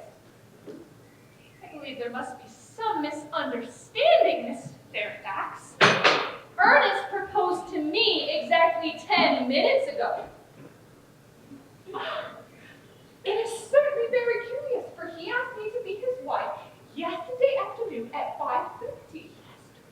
If you care to verify the incident, pray do so. I never travel without my diary. One should always have something sensational to read in the train. I am so sorry, dear Cecily, if it is any disappointment to you, but I'm afraid I have the prior claim. It would distress me more than I can tell you, dear Gwendolyn, if it caused you any mental or physical anguish, but I feel bound to point out that since Mr. Ernest proposed to you, he has clearly changed his mind. If the poor fellow has been entrapped into any foolish promise, I shall consider it my duty to rescue him at once, and with a firm hand. Whatever poor entanglement my dear boy may have gotten himself into, I will not reproach him for it after we are married. Do you allude to me, Miss Cardew, as an entanglement? You are presumptuous. On an occasion of this kind, it becomes more than a moral duty to speak one's mind. It becomes a pleasure. Do you suggest, Miss Fairfax, that I entrap Ernest into an engagement? Oh, how dare you! Now is not the time to wear the shallow mask of manners. When I see a spade, I call it a spade. I am glad to say I have never seen a spade. It's obvious our social spheres have been widely different. So late here as usual, Miss. Yes, as usual.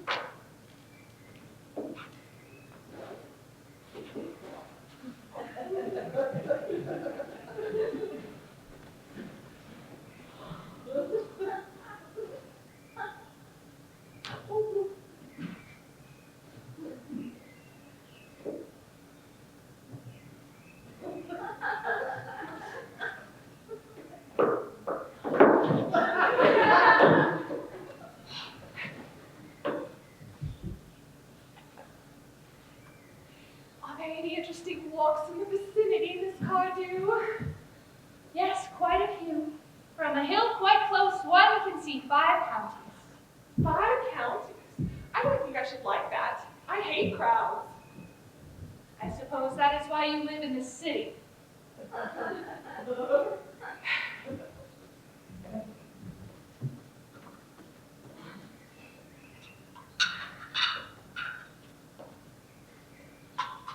Quite a well-kept garden this is, Miss Cardew. So glad you like it, Miss Fairfax. I had no idea there were any flowers in the country. Well, flowers are as populous in the country, Miss Fairfax, as people are in New York City. Personally, I cannot understand how anyone managed to exist in the country. Anybody who is anybody does. The country always bores me to death. Well, that is what the newspapers call agricultural depression, is it not? The aristocracy are suffering from it great at present, if so I have been told.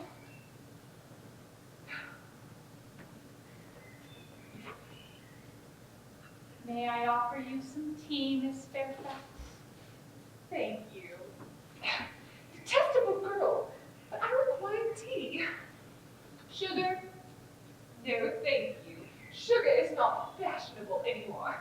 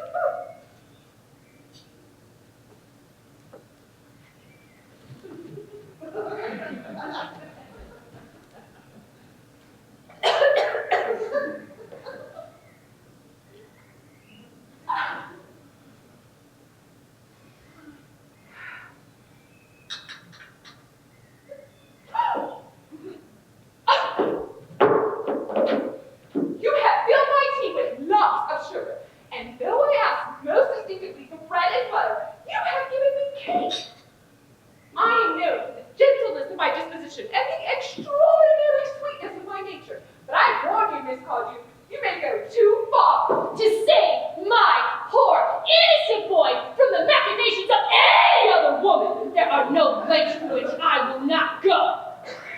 From the moment I met you, I distrusted you. I felt that you were false and deceitful. I have never deceived in such matters. My first impressions of people are invariably right. I think I must be trespassing on your valuable time, Miss Fairfax. No doubt you have many other calls of a similar character to make in the neighborhood. Ernest! My own Ernest! Gwendolyn, darling. A moment. May I ask you if you're engaged to be married to this young lady? To dear little Cecily. Of course not. What could have put such an idea into your pretty little head? Thank you, you may. Oh, dear Gwendolyn, I knew there must have been some misunderstanding. The man whose arm is currently around your waist is my guardian, Mr. John Worthing. I beg your pardon? This is Uncle Jack. Jack! Oh! Here is Ernest. My own love. A moment. Are you engaged to be married to this young lady? To what young lady? Good heavens, Gwendolyn! Yes, to good heavens, Gwendolyn! No, Gwendolyn! of course not. What could have put such an idea into your pretty little head? Okay, thank you. You may... I felt there was some slight error in this country. The gentleman who is currently embracing you is my cousin, Mr. Algernon Moncrief. Algernon Moncrief! Oh! Are you called Algernon? Oh, I cannot deny it. Oh! Is your name really John? I could deny it if I liked. Well, I could deny anything if I liked. But it most certainly is John.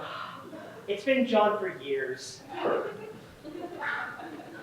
Gross deception has been practiced on both of us. My poor wounded Cecily! My sweet Gwendolyn! You will call me sister anymore? There is just one question I would like to be permitted to ask my guardian. An admirable idea, Mr. Worthing. There's just one question we'd like to be permitted to put to you. Where is your brother Ernest? We are both engaged to be married to your brother Ernest. It is a matter of some importance to us to know where your brother Ernest is at present. Gwendolyn, Cecily, it is very painful to me to be forced to speak the truth. It's the first time in my life I've ever been reduced to such a painful position, and I'm really quite inexperienced doing anything of the kind. But I will tell you quite frankly that I have no brother Ernest. I have no brother at all. I never had a brother in my life, and I certainly have no intention of ever having one in the future. No brother at all? None. Had you never a brother of any kind? Never. Not even of any kind. I think it is quite clear, Cecily, that neither of us is engaged to be married to anyone. Well, this is certainly not a pleasant position for a young lady to find herself in, is it? Let us go into the house. They will hardly venture to come after us there. No. Men are so cowardly, aren't they?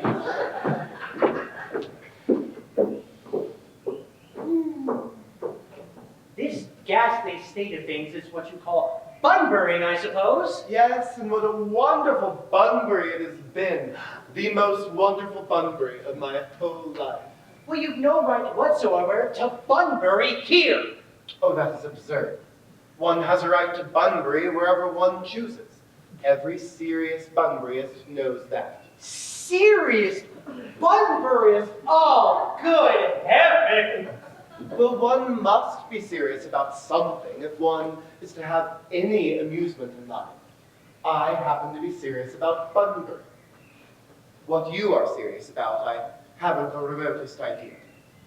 About everything, I should fancy. You have such an absolutely trivial nature. Well, the only small satisfaction I have in the whole of this wretched business is that your friend, Mr. Bunbury, is quite exploded. You won't be able to run down to the country as often as you used to do, dear Algie, and a very good thing, too. Well, your brother is looking a little off color, isn't he? Dear Jack, you won't be able to disappear into the city quite so often as your wicked custom was. And not a bad thing, either.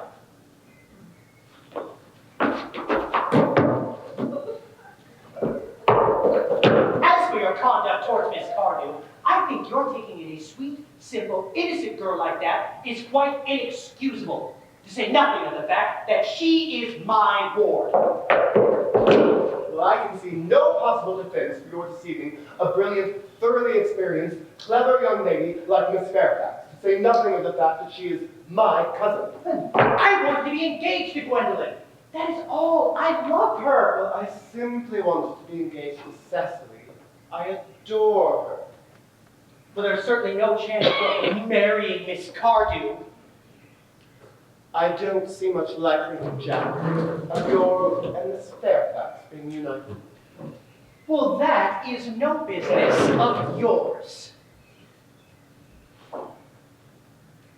If it was my business, I wouldn't talk about it. It is very vulgar to discuss business. Only people like stockbrokers do that, and then merely at dinner parties. How can you sit there, calmly eating muffins, when we are in this horrible trouble? I can't make out. You seem perfectly heartless. I cannot eat muffins in an agitated manner. The butter would get on my cuffs. One should always eat muffins calmly. It is the only way to eat them. I say it's perfectly heartless you're eating them at all, under the circumstances. When I am in trouble, eating is the only thing that consoles me. Indeed, when I am in very great trouble, as anyone who knows me intimately will tell you, I refuse everything except food and drink. Well, that is no reason. At the present moment, I am eating muffins because I am unhappy. Besides, I am particularly fond of muffins. Well, that is no reason why you should be eating them all in that greedy way. I wish you would have tea cake instead. I don't like tea cake. Good heavens! I suppose a man may eat his own muffins in his own garden. But you have just said it was perfectly heartless to eat muffins. I said it was perfectly heartless of you under the circumstances. That is a very different thing. That may be, but the muffins are the same. Algie, I wish to goodness you would go. You cannot ask me to go without having had my dinner. I never go without dinner. Nobody ever does, except for vegetarians and people like that. Besides, I have just made arrangements with Dr. Chasuble to be christened at 5:45, under the name of Ernest. My dear fellow, the sooner you give up on that nonsense, the better. I made arrangements myself this morning with Dr. Chasuble to be christened at 5:30, and I will naturally be taking the name of Ernest. Gwendolyn would wish it. We can't both be christened Ernest. It's absurd. Besides, I have a perfect right to be christened if I like. There is no evidence at all that I have ever been christened by anybody. I should think it extremely probable I never was. And so does Dr. Chasuble. It is entirely different in your case. You have already been christened. Yes, but I haven't been christened in years. Yes, but you have been christened. That is the difference. Quite so. So I know my constitution can stand it. If you are not sure about ever having been christened, I must say, I think it very dangerous you venturing upon it now. You can hardly forget that someone very closely connected to you was very nearly carried off this week in Paris by a severe chill. Yes, but you said a severe chill was not hereditary. Well, it usedn't be, but I dare say it is now. Science is always making wonderful improvements in things. Jack, you are at the muffins again! I wish you wouldn't! There are only 2 left, and I told you I was particularly fond of muffins! But I hate tea cake! Why on earth would you allow it to be served to your guests? What ideas you have of hospitality! Algie, I have already told you to go. I don't want you here. So why don't you go? Well, I haven't had my tea yet. And there is still 1 muffin left.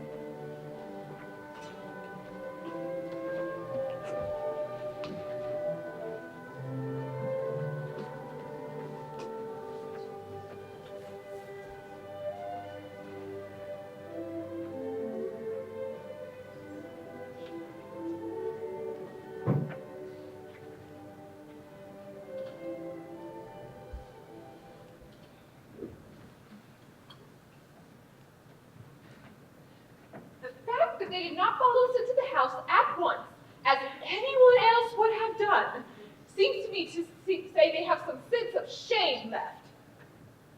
Well, they have been eating muffins. That looks like repentance. They don't seem to notice us at all. Couldn't you cough? But I haven't got a cough. They're looking at us. What effrontery! They are approaching. How very forward of them. Let us preserve a dignified silence. Well, certainly it is the only thing to do now.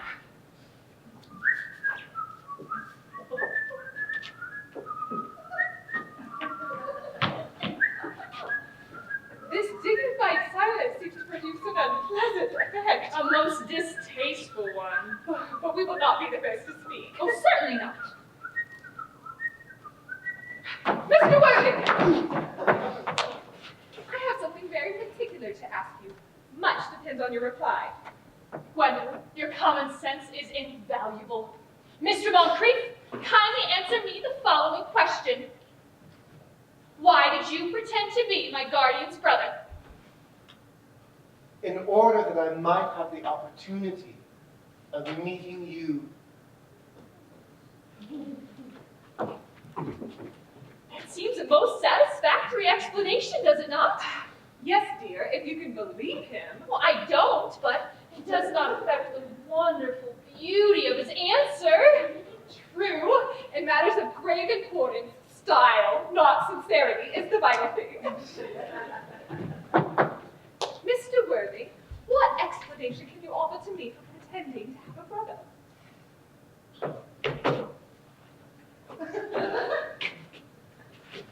Was it in order that you might have the opportunity of coming up to town to see me as often as possible?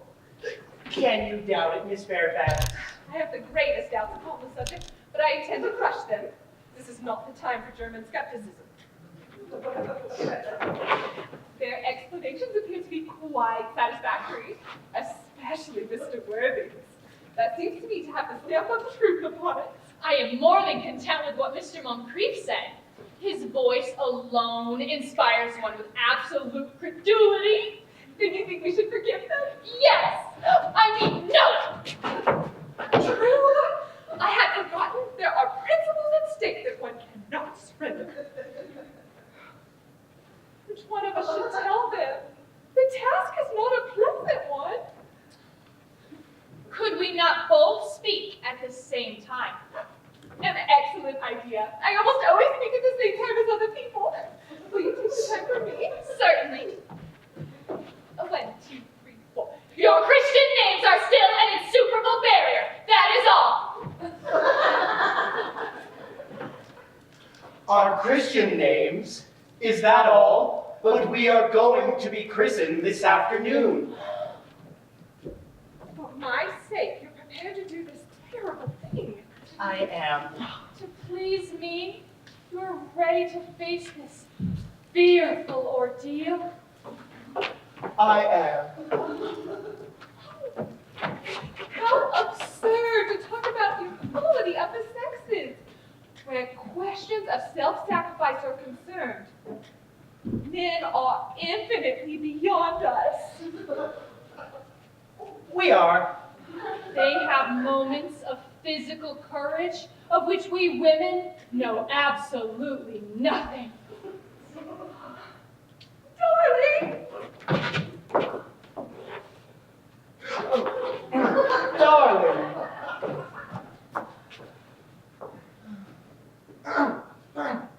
Lady Bracknell. Oh, good heavens.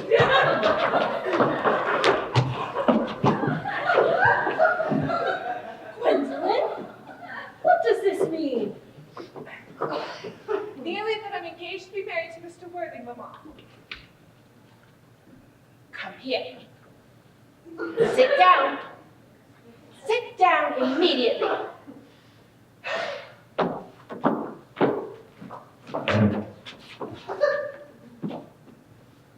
Hesitation of any kind is a sign of mental decay in the young, of physical weakness in the old.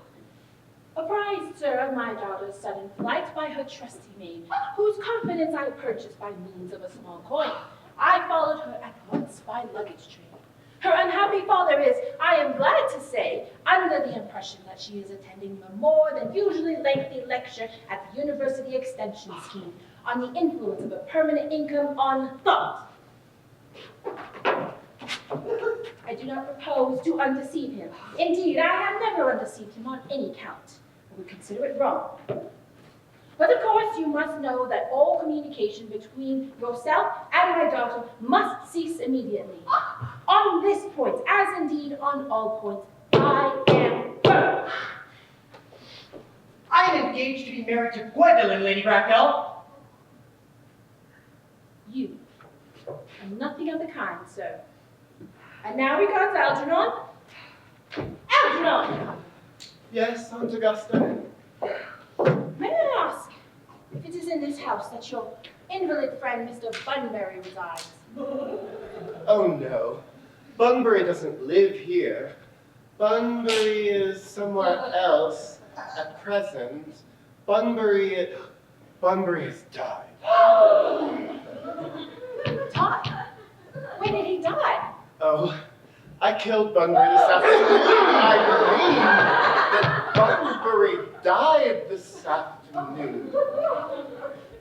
But how did he die? Oh, Bunbury? He was quite exploded. Exploded? Was he the victim of some revolutionary outrage? I did not know that this Mr. Bunbury was at all interested in social legislation. If so, he is well punished for his morbidity. No, what I meant to say was that Bunbury was found out. I mean, the doctors found out that Bunbury couldn't live, so he died. So Bunbury is dead. Well, he seems to have had great confidence in the opinion of his physicians. And I am pleased to hear that he made up his mind at the last to some definite course of action. And now, that we are finally rid of this Mr. Bunbury, may I ask, Mr. Worthing, who is that young person whose hand my nephew Algernon is holding in what seems to me a most unpeculiarly necessary manner? That lady is Miss Cecily Cardew, my ward.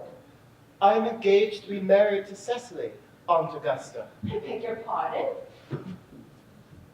Mr. Moncrief and I are engaged to be married, Lady Bracknell. Dear. I do not know if there's anything particular in this part of Westchester. In the air, there's something peculiar, because the number of engagements that seem to go on are considerably above the proper average statistics have laid down for us.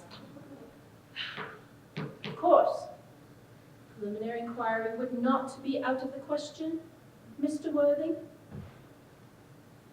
May I ask, is Miss Cardew at all connected with any of the larger railway stations in New York?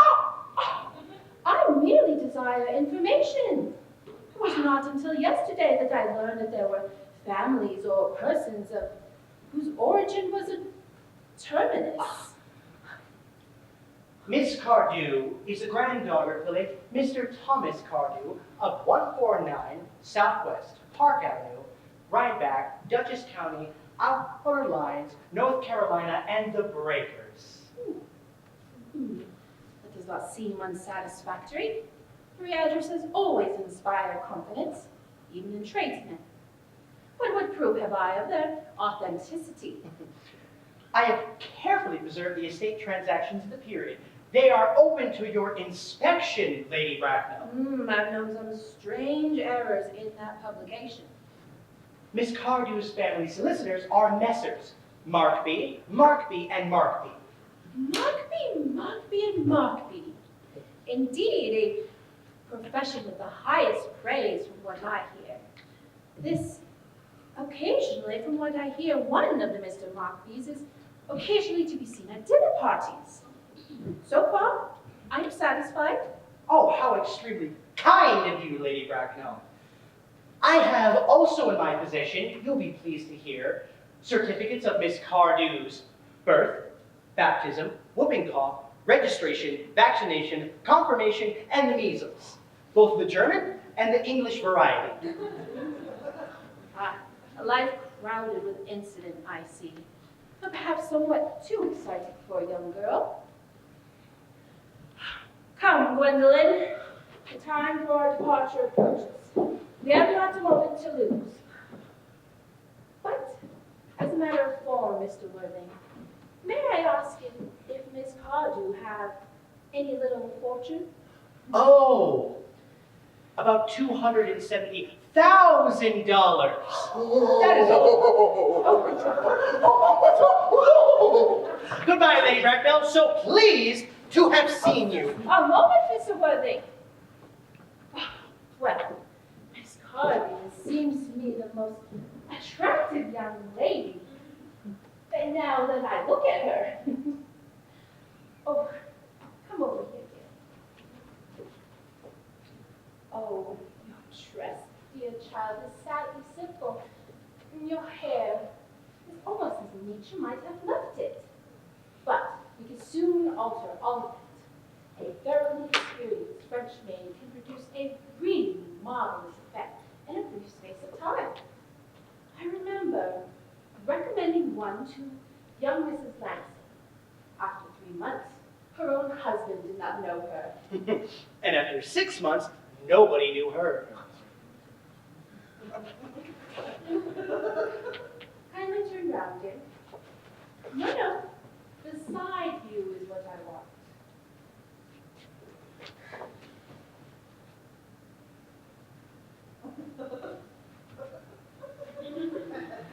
Ah, just as I expected. You have distinct social possibilities in your profile. The two weak points of our age are its want of principle and its want of profile. The chin a little higher, dear? Style largely depends on the way the chin is worn, and they are worn very high just at present. Algernon? Yes, Aunt Gussie? Miss Cardew has so distinct social possibilities in her profile. Cecily is the dearest, sweetest, prettiest girl I ever saw. And I don't care about social possibilities.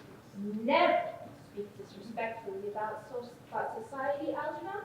Only people who can't get into it do that.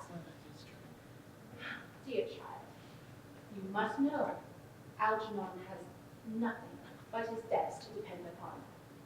But I do not approve of mercenary marriages. When I married Lord Bracknell, I had no fortune of any kind. But I never dreamed of allowing that to stand in my way. Well, I suppose I must give my consent. Thank you, Aunt Augusta. Cecily, you may kiss me. Thank you, Lady Bracknell!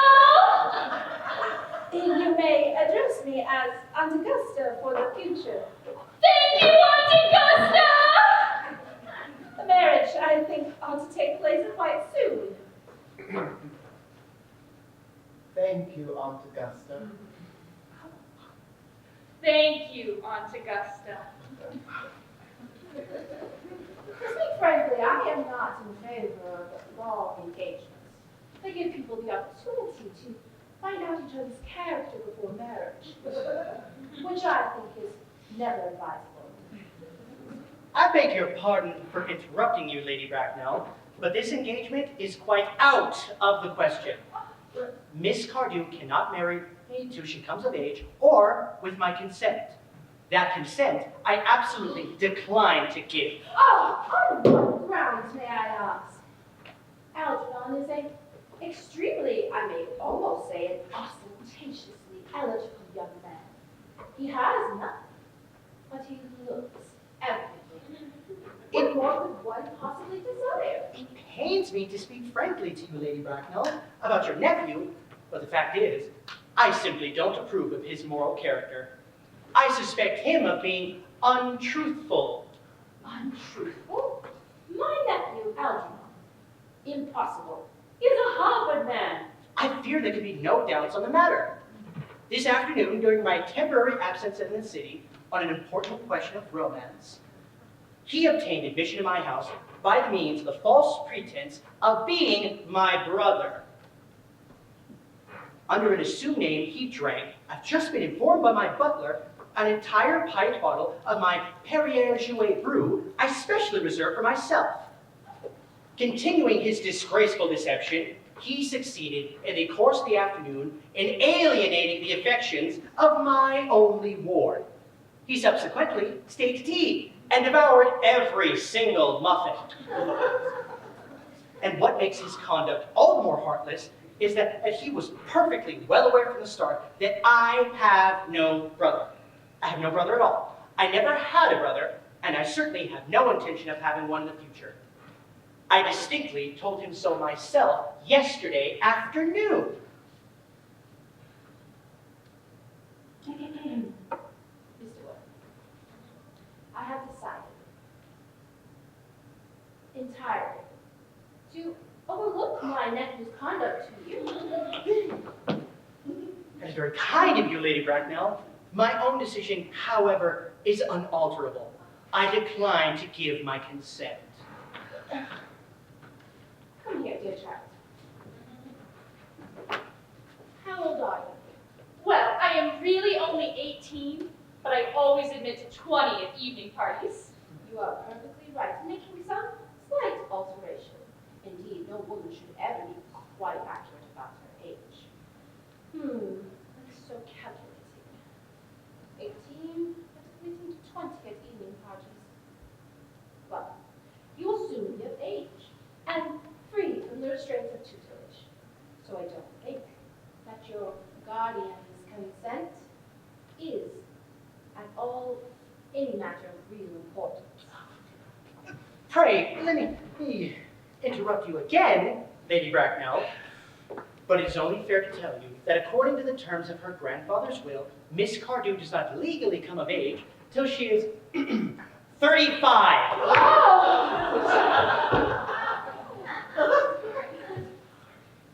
Well, 35 is a very attractive age.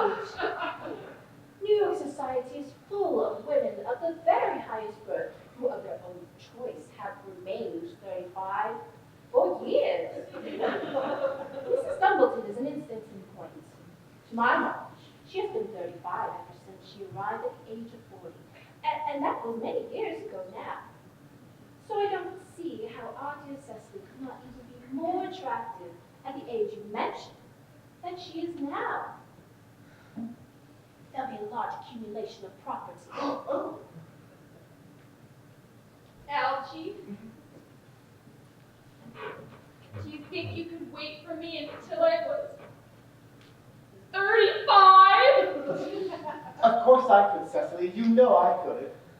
Yes, I know. But I couldn't wait all that time. I hate waiting 5 minutes for anybody. I am not punctual myself, I know, but I do like punctuality in others. And waiting, even to be married, is quite out of the question. But then what is to be done, Cecily? I don't know, Mr. Moncrief. My dear Mr. Wood, as Miss Carter positively states, she cannot wait until she is 35, a remark which I admit seems to show a somewhat impatient nature. But I would beg of you to reconsider your decision. But my dear Lady Bracknell, the matter is entirely in your own hands. The moment you consent to my marriage with Gwendolen, I will most happily allow your nephew to form an alliance with my lord. You must know that what you propose is out of the question. Then a passionate celibacy is all that any of us can look forward to. That is not the destiny that I propose for Gwendolen. Algernon, of course, can make his own decisions. Thank you. We really must be going, dear. We have missed 5, if not 6 trains at this point. Any more would expose us to conduct or to comment on the platform.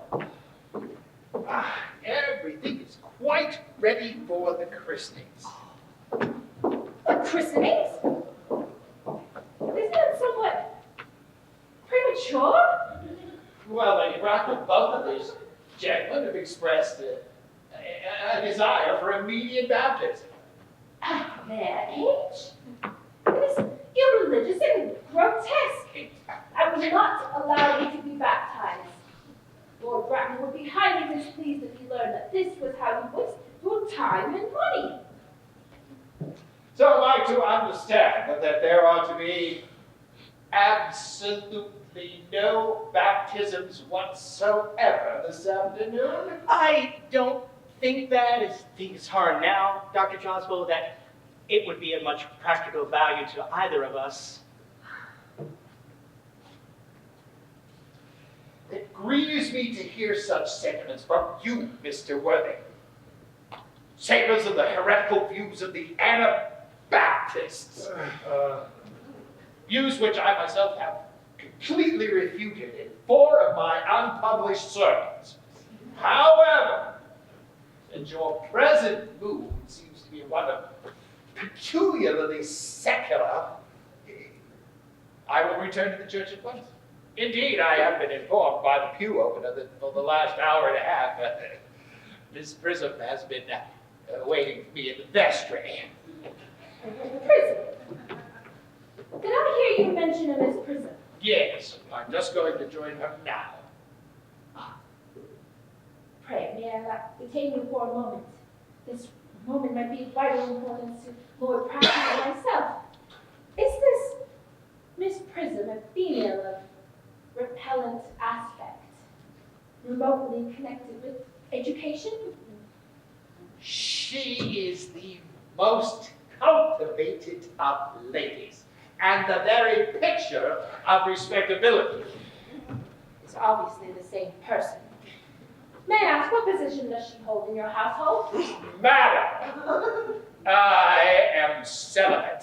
Miss Prism, Lady Bracknell, has been for the last 3 years Miss Cardew's esteemed governess and valued companion. In spite of what I hear of her, I must see her at once. Let her be sent for. Well, she approaches. She's 9. I was told you expected me in the vestry, dear Canon. I have been waiting for you there for nearly an hour and 3/4. Prism. Come here, Prism. Prism. Where is that baby?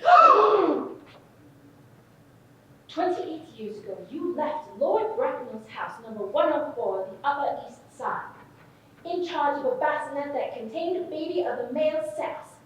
But you never returned. Several weeks later, through the elaborate investigations of the Metropolitan Police, the bassinet was discovered at midnight, standing alone in a remote corner of Brooklyn. In it contained a manuscript of a 3-volume novel with more than usual revolting sentimentality. But the baby was not there. Prism. Where is that baby? Lady Bracknell, I admit with shame that I do not know. I only wish I did. The plain facts of the case are these. On the morning of the day you mentioned, a day that will be forever branded in my memory, I prepared as usual to take the baby out in the bassinet. I also had with me a somewhat old but capacious leather handbag in which I had intended to place the manuscript of a work of fiction that I had been writing during my few unoccupied hours. In a moment of mental abstraction, for which I will never forgive myself, I deposited the manuscript in the bassinet and placed the baby in the handbag. Oh. But where did you deposit that handbag? Do not ask me that, Mr. Worthing. Miss Prism, this is a matter of no small importance to me. I insist on knowing where you placed that handbag that contained that infant. I left it in one of the larger railway stations in the city. What railway station? Union Station. The Bright Line.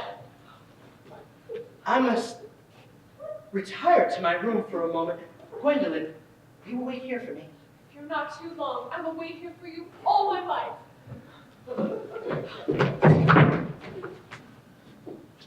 Lady Bracknell, what can this mean? I dare not even suspect Dr. Chasuble.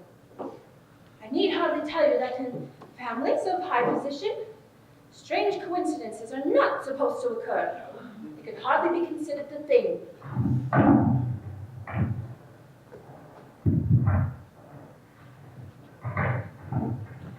Uncle Jack seems strangely agitated. Yes, your guardian has very emotional nature. This noise is unnecessary. Sounds like he's having an argument. I detest arguments of any kind. They're always vulgar and often convincing. You stop. I wish you would arrive at some conclusion. The suspense is terrible. I hope it will last. Is this the handbag, Miss Prism? Examine it carefully before you speak. The happiness of more than one person depends on your answer. It seems to be mine. Oh, here is the injury that it received during the upsetting of the Midtown Omnibus in younger and happier days. Oh, and here is the stain on the lining caused by the explosion of a temperance beverage, an incident that occurred in Manhattan. Oh, and here on the lock are my initials. I had forgotten that in an extravagant mood I had them placed there. This bag is certainly mine. I am delighted to have it so unexpectedly returned to me. It has been a great inconvenience being without it all these years. Miss Prism, more is returned to you than you know. I was the baby you placed in that handbag. You, Mr. Worthing? Yes. Mother! Oh, Mr. Worthing! I am unmarried. Unmarried? I don't doubt that that is a serious blow. But who has the right to cast a stone against one who has suffered? Cannot repentance wipe out an act of folly? Why should there be one law for men and another for women? Mother, I forgive you. Mr. Worthing, there has been some error. There is the woman who can tell you who you really are. Oh. Lady Bracknell. Lady Bracknell, I hate to seem inquisitive, but would you kindly inform me and exactly who I am? I am afraid that the news I have to give you will not altogether please you. You are the son of my dear poor sister, Mrs. Moncrief. Oh! And Algernon's elder brother. Alger's elder brother! Then I have a brother after all. Hey! I knew I had a brother! I always said I had a brother.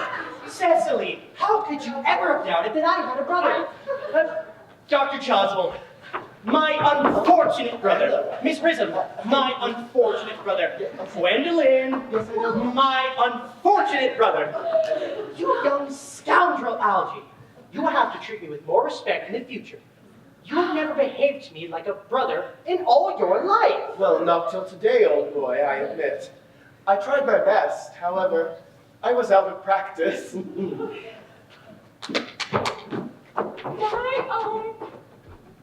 What own are you?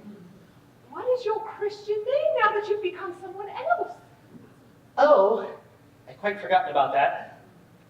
I suppose your decision is irrevocable? I never change, except in my affections.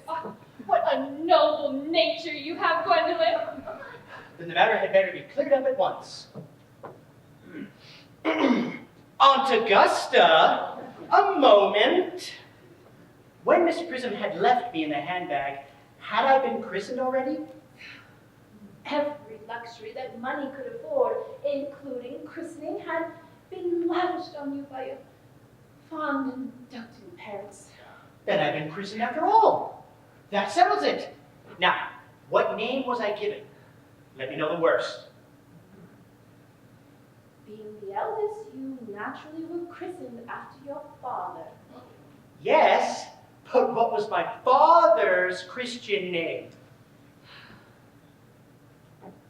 I do not recall the general's Christian name. I am sure he had one, but he was eccentric, and that was only in later years of his life, due to marriage, the Indian climate, indigestion, and other things of that kind. Algie, can't you recall what our father's Christian name was? Well, old boy, we were never really on speaking terms. He died before I was a year old. His name would appear in the army lists of the period, I suppose. Aunt Augusta? The general was essentially a man of peace, except in his domestic life. But I am more than sure that his name would appear in any military directory. The army lists of the last 40 years are here. These delightful records should have been my constant study. Now, M. Generals. Malum, Maxwell, Magley.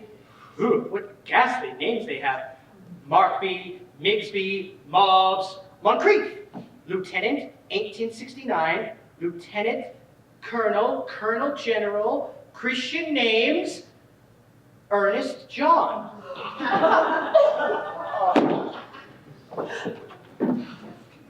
I have always told you, Gwendolyn, that my name was Ernest, didn't I?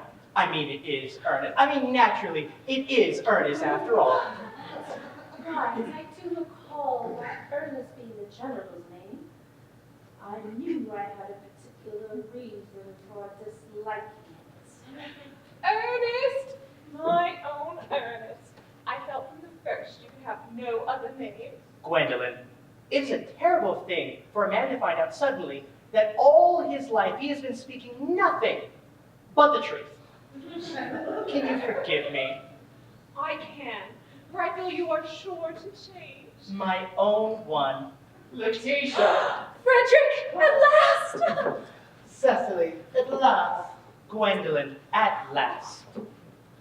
My nephew, you seem to be displaying signs of triviality. On the contrary, Aunt Augusta, I've now realized for the first time in my life the vital importance of being earnest.